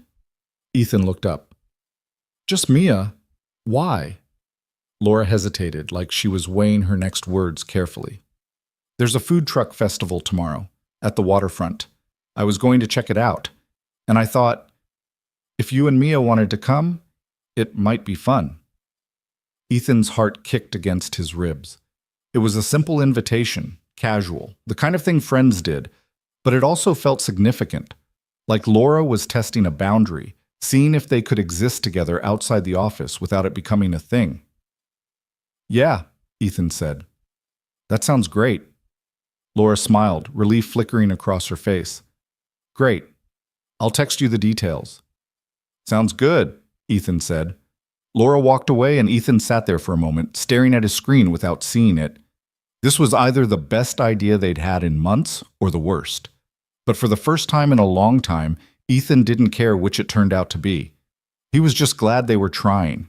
The food truck festival was chaos in the best way. Dozens of trucks lined the waterfront, offering everything from tacos to Thai food to gourmet grilled cheese. Families sprawled on blankets, kids ran shrieking between vendors, dogs strained at leashes, and the smell of frying oil and spices filled the air. Mia loved it immediately. She dragged Ethan from truck to truck, eyes wide, asking 100 questions about what everything was, and could they try this and what was that, and could they get ice cream after? Ethan did his best to keep up, answering questions and negotiating which foods they'd actually eat, trying to balance Mia's excitement with the reality that she was 6 and had the appetite of a small bird. Laura met them near a truck selling Vietnamese banh mi. She was dressed casually, jeans, a simple green sweater, hair down instead of pulled back. She looked younger, softer, more like the woman Ethan had cooked pasta with than the team lead who commanded conference rooms. "Hey," Laura said, smiling when she spotted them. "Hey," Ethan replied. Mia looked up at Laura with open curiosity. "Who are you?" "Mia, this is Laura," Ethan said. "She works with me." "Hi, Mia," Laura said, crouching down to Mia's level. "Your dad's told me a lot about you." "Like what?" Mia asked suspiciously. "Like that you're really smart," Laura said, "and that you know all about dinosaurs." Mia's face lit up. "I do. Do you know about dinosaurs?" "A little," Laura said, "but I bet you know way more than me." "I do," Mia said confidently. "Did you know that the Brachiosaurus had nostrils on the top of its head?" "I didn't know that," Laura said, eyes wide with exaggerated amazement. "That's so cool!" Mia beamed, and just like that, Laura had won her over. They spent the afternoon wandering the festival together, trying different foods, sitting on a bench overlooking the water while Mia told Laura approximately 47 facts about various dinosaurs, watching a street performer juggle flaming torches while Mia clapped and laughed. It felt easy, natural, like something they'd done 100 times before. At one point, while Mia was distracted by a face-painting booth, Laura turned to Ethan. "She's wonderful," Laura said. "She is," Ethan agreed, when she's not refusing to wear shoes or insisting that dinner should be ice cream. Laura laughed. Sounds like a typical 6-year-old. Yeah, Ethan said. It is. They watched Mia debate between getting a butterfly or a tiger painted on her cheek. Thank you, Ethan said quietly. For coming. For being so good with her. Thank you for inviting me, Laura said. I needed this. Yeah, Ethan said. Me too. Laura looked at him, and something passed between them, something unspoken but understood. An acknowledgement that this, whatever this was, mattered, that they were building something worth protecting. Mia chose the butterfly. As the sun started to set, painting the sky in shades of pink and gold, they walked back toward the parking lot. Mia was holding Ethan's hand on one side, telling him about the face painter's dog. And on the other side, just close enough that their hands almost touched, Laura walked beside them. It wasn't complicated, it wasn't dramatic, it was just a good day. And for Ethan, that was enough. The weeks after the food truck festival settled into a rhythm that felt almost too good to trust. Ethan kept waiting for the other shoe to drop, for someone to notice that he and Laura were texting regularly, meeting for coffee before work, spending time together outside the office. But no one seemed to care anymore. The gossip had moved on to other targets, other dramas. The team was functioning well, projects were on track. And slowly, carefully, Ethan allowed himself to believe that maybe they'd actually made it through. Laura seemed lighter too. She smiled more in meetings, laughed at jokes instead of just acknowledging them with a nod. The tension that had lived in her shoulders for months had finally started to ease. And when she looked at Ethan across the conference table or past him in the hallway, there was something in her eyes that made his chest tighten in ways he wasn't quite ready to examine. They were friends. Good friends. That's what they'd agreed on. What made sense given everything they'd been through. But friendship didn't quite cover the way Ethan's pulse kicked up when Laura texted him, or the way he found himself thinking about her at random moments during the day, or the way Mia had started asking when Laura was coming over again. It was the first week of December when everything changed. The office was decorated for the holidays, lights strung across cubicles, a slightly lopsided tree in the lobby, someone's Spotify playlist of Christmas music playing softly in the background. The team had a holiday party scheduled for Friday, and the energy was loose, festive, end-of-year relaxed. Ethan was debugging a minor issue when his phone rang. Unknown number. He almost didn't answer, but something made him pick up. "Is this Ethan Cole?" a woman's voice asked. "Yes," Ethan said. "This is Pine Ridge Elementary. I'm calling about Mia." "She's fine," the woman added quickly, "but she's in the nurse's office with a fever. You're listed as her primary contact. Can you come pick her up?" Ethan's stomach dropped. "I'll be there in 20 minutes. He grabbed his jacket and keys, sent Laura a quick message explaining the situation, and headed for the door. He was halfway to the elevator when Laura appeared beside him. "I'm coming with you," she said. Ethan stopped. "You don't have to—" "I know," Laura said, "but I want to. If that's okay." Ethan looked at her, at the concern in her eyes, at the way she'd grabbed her own coat without hesitation, and he nodded. "Yeah," he said. "It's okay." They drove in relative silence, Ethan's hands tight on the wheel, mind racing through worst-case scenarios, even though the nurse had said Mia was fine. Laura sat in the passenger seat, occasionally glancing at him, not pushing conversation, but just being there in a way that made the anxiety a little more bearable. When they arrived at the school, Mia was sitting in the nurse's office, looking small and miserable, cheeks flushed with fever. She perked up when she saw Ethan, then looked confused when Laura walked in behind him. "Laura?" Mia said, voice hoarse. "Hey, kiddo," Laura said gently. "Heard you're not feeling great." "My throat hurts," Mia said. "I bet," Laura said, crouching down beside her. "But your dad's going to take you home, and you're going to feel better soon." The nurse handed Ethan a note. "Probably strep throat. There's been a lot of it going around. I'd get her to a doctor today if you can." Ethan nodded, already calculating logistics. His doctor's office closed at 5. It was 3:30 now. If traffic cooperated, they could make it. They got Mia into the car, buckled her into the back seat. She leaned against the window, eyes half closed, and Ethan's chest ached watching her. "There's an urgent care closer than your doctor," Laura said quietly. "On Madison. Probably faster." "Good idea," Ethan said.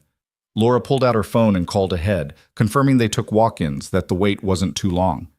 By the time they pulled into the parking lot, Laura had already filled out half the intake forms digitally. "You didn't have to do that," Ethan said. "I wanted to help," Laura said simply. They sat in the waiting room together, Mia curled up against Ethan's side. Laura on his other side, scrolling through her phone, but clearly not actually reading anything. When the nurse called Mia's name, Laura stood up too. "Do you want me to wait here?" she asked. "Or—" Ethan looked at Mia. "What do you think, Bug? Want Laura to come?" Mia nodded weakly, so Laura came. She sat quietly in the corner of the exam room while the doctor confirmed strep throat, prescribed antibiotics, told Ethan what to watch for.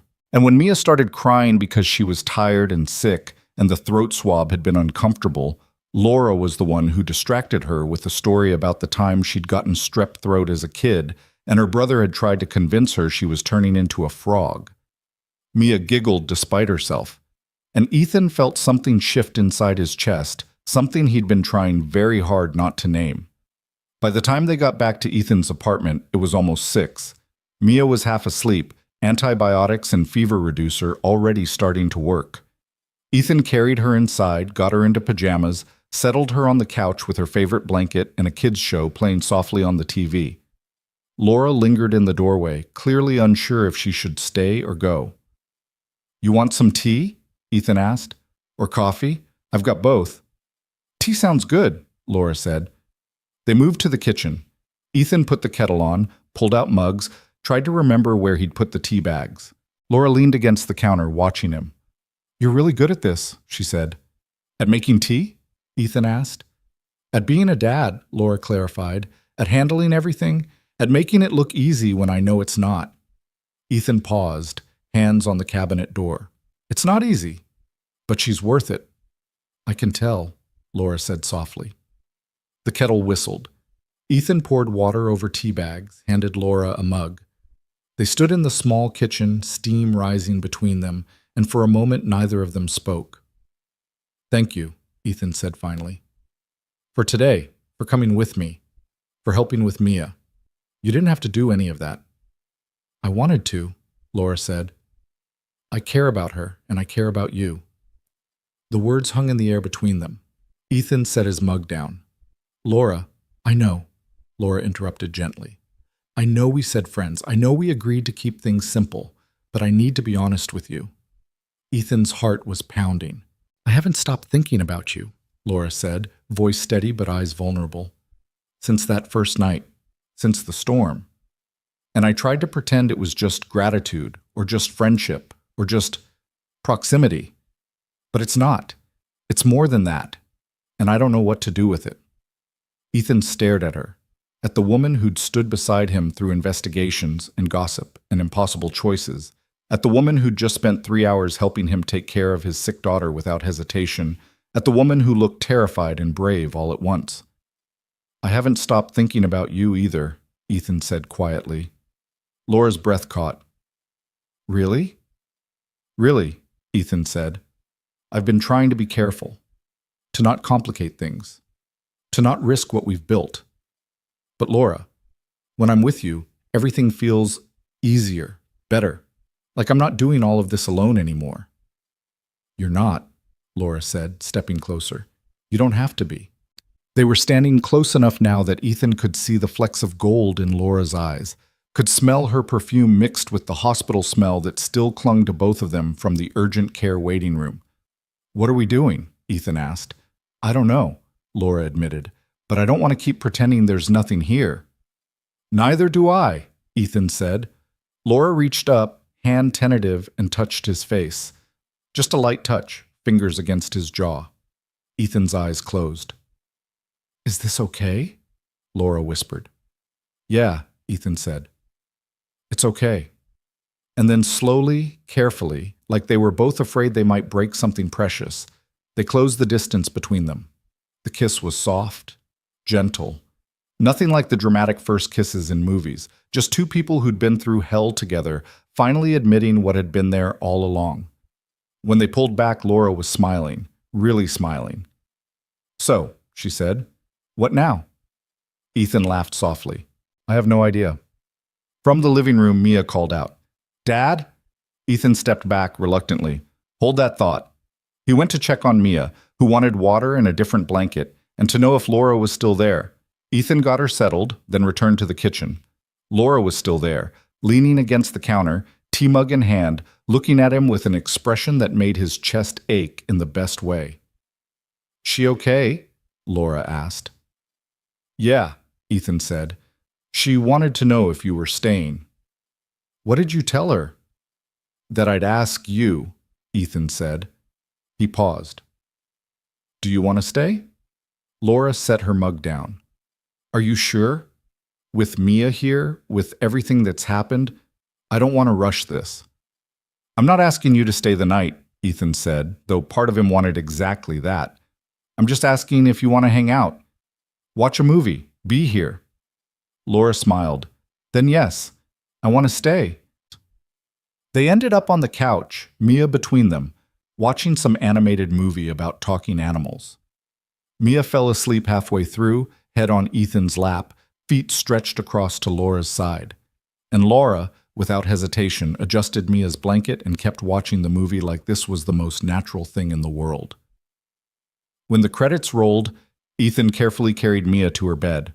Laura followed, standing in the doorway while Ethan tucked his daughter in, kissed her forehead, turned on her nightlight. Back in the living room, the apartment suddenly felt very quiet. "I should probably go," Laura said, though she didn't move toward the door. "Probably," Ethan agreed. Neither of them moved. "When's your sister coming back?" Laura asked. "Tomorrow afternoon," Ethan said. "Why?" "Because I was thinking," Laura said carefully. "If you need help with Mia tomorrow morning, I could come by. Bring breakfast. Keep her company while you work from home." Ethan's throat tightened. "You do that?" "Of course," Laura said. "If you want me to." "I do," Ethan said. "I really do." Laura smiled. She walked to the door, then turned back. "Ethan," she said, "I meant what I said earlier. I care about you. And I know this is complicated, and I know we have to be careful, but I don't want to hide anymore." "Neither do I," Ethan said. "So we'll figure it out," Laura said. "Together." "Together," Ethan echoed. Laura kissed him once more, quick and sweet, then left. Ethan stood in the doorway long after she'd gone, heart full, mind racing, wondering how the hell he'd gotten so lucky.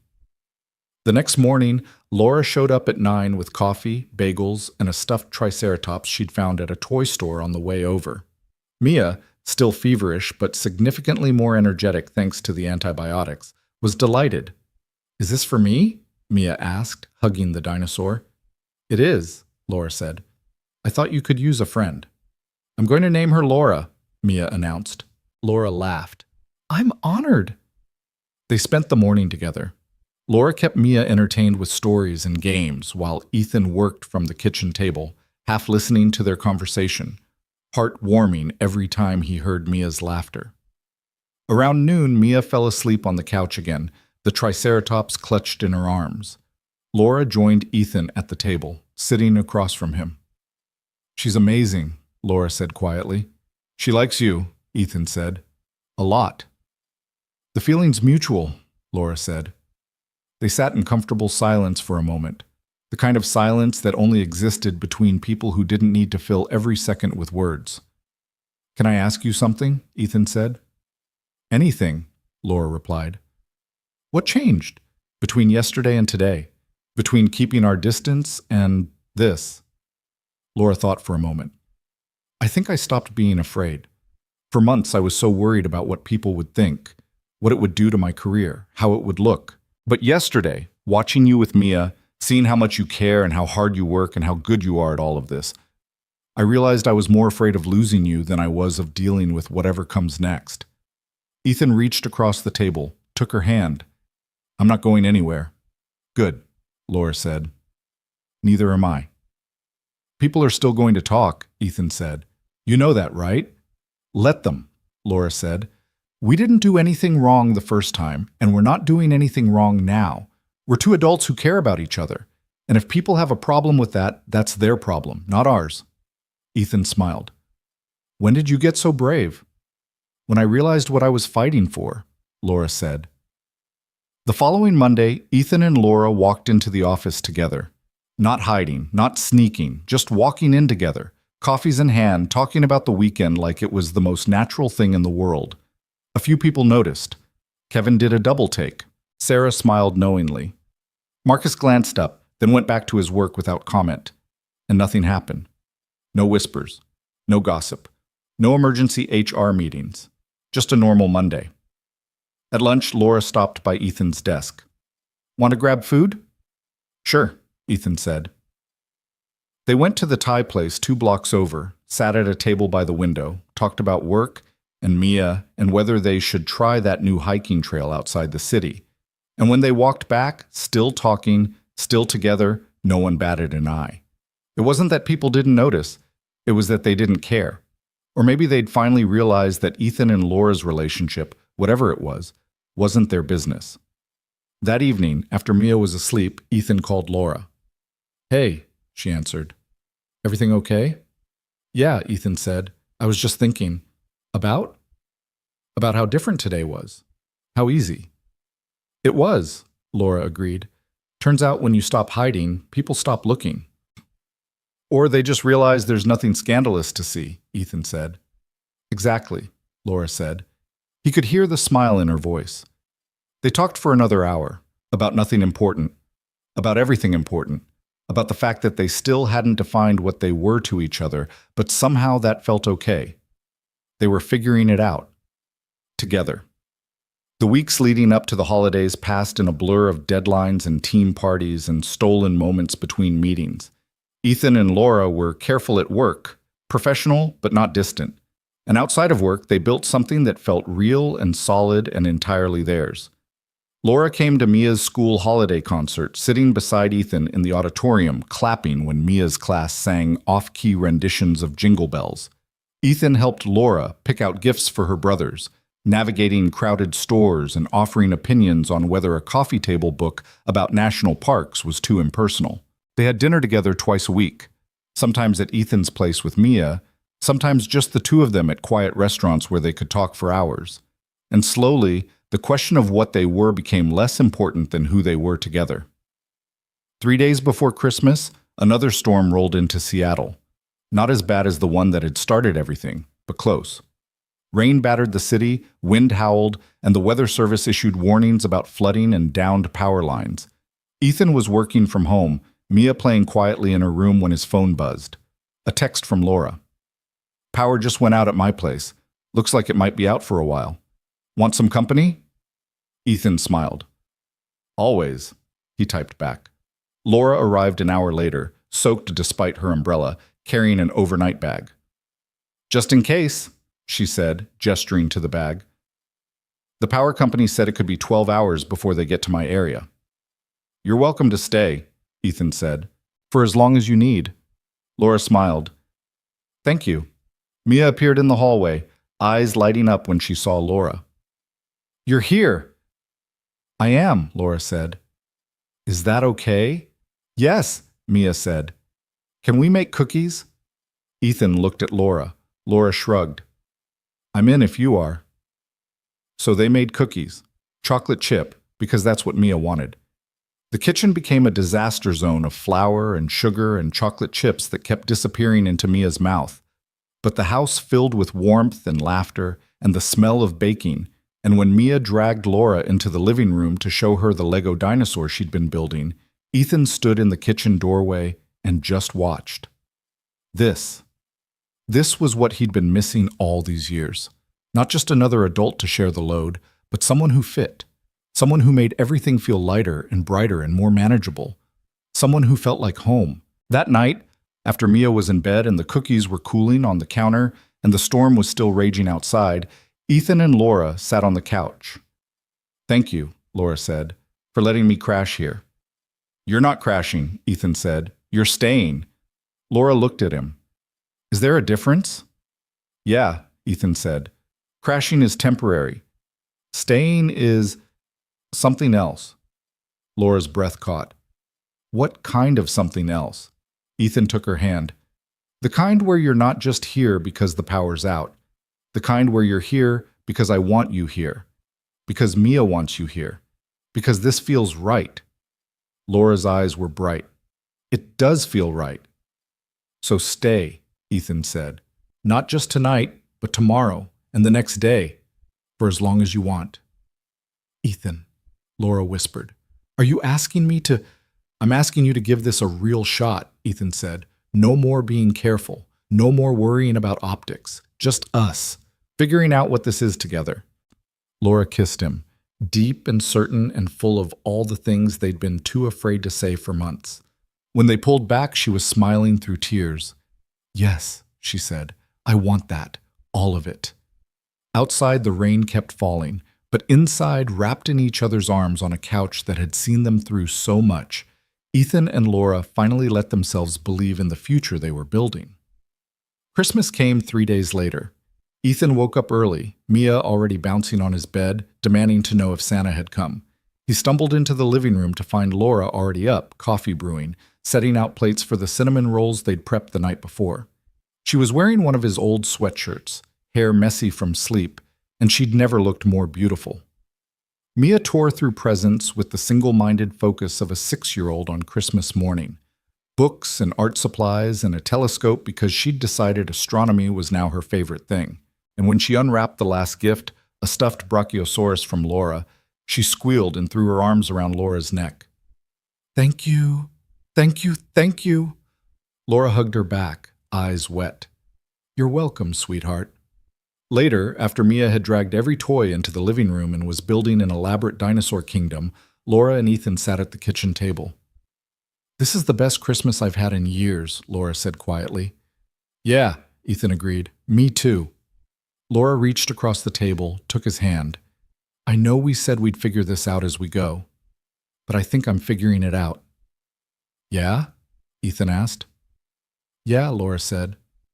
I love you. I love Mia. I love this. All of it. Ethan's throat tightened. I love you too. They sat there, hands clasped, the sound of Mia's imaginative play filling the apartment, and Ethan realized something profound. He'd spent 6 years building walls, protecting himself, protecting Mia, making sure nothing could hurt them again. But Laura hadn't broken those walls down. She'd walked through them, carefully, respectfully. And she'd shown him that letting someone in didn't mean losing control. It meant finding partnership, finding strength in shared burdens and shared joys. It meant finding home in another person. From the living room, Mia called out, Dad, Laura, come see what I made. They went. And as Ethan watched Mia explain her elaborate dinosaur civilization to Laura, who listened with genuine interest and asked thoughtful questions, he felt the last piece of his careful, controlled life shift into something bigger, something better, something that wasn't just his anymore. It was theirs. And months later, when another storm rolled through Seattle, because storms always came back to Seattle, Laura didn't ask if she could stay. She was already home. They sat together on the couch, Mia asleep in her room, rain drumming against the windows, and Ethan pulled Laura closer. Remember the first time? He asked. The first storm? Laura said. Yeah. Laura smiled. I remember being terrified of what it meant, of what people would think. And now? Ethan asked. Now I don't care what people think, Laura said. I only care about this, about us. Good, Ethan said, because I'm not letting you go. Good, Laura echoed, because I'm not going anywhere. The rain fell harder, wind rattling the windows, the world outside wild and uncertain. But inside, wrapped in each other, Ethan and Laura had everything they needed. They'd faced the storm once and barely survived it, but they'd learned something crucial in the process, that sometimes the bravest thing you can do isn't to weather the storm alone.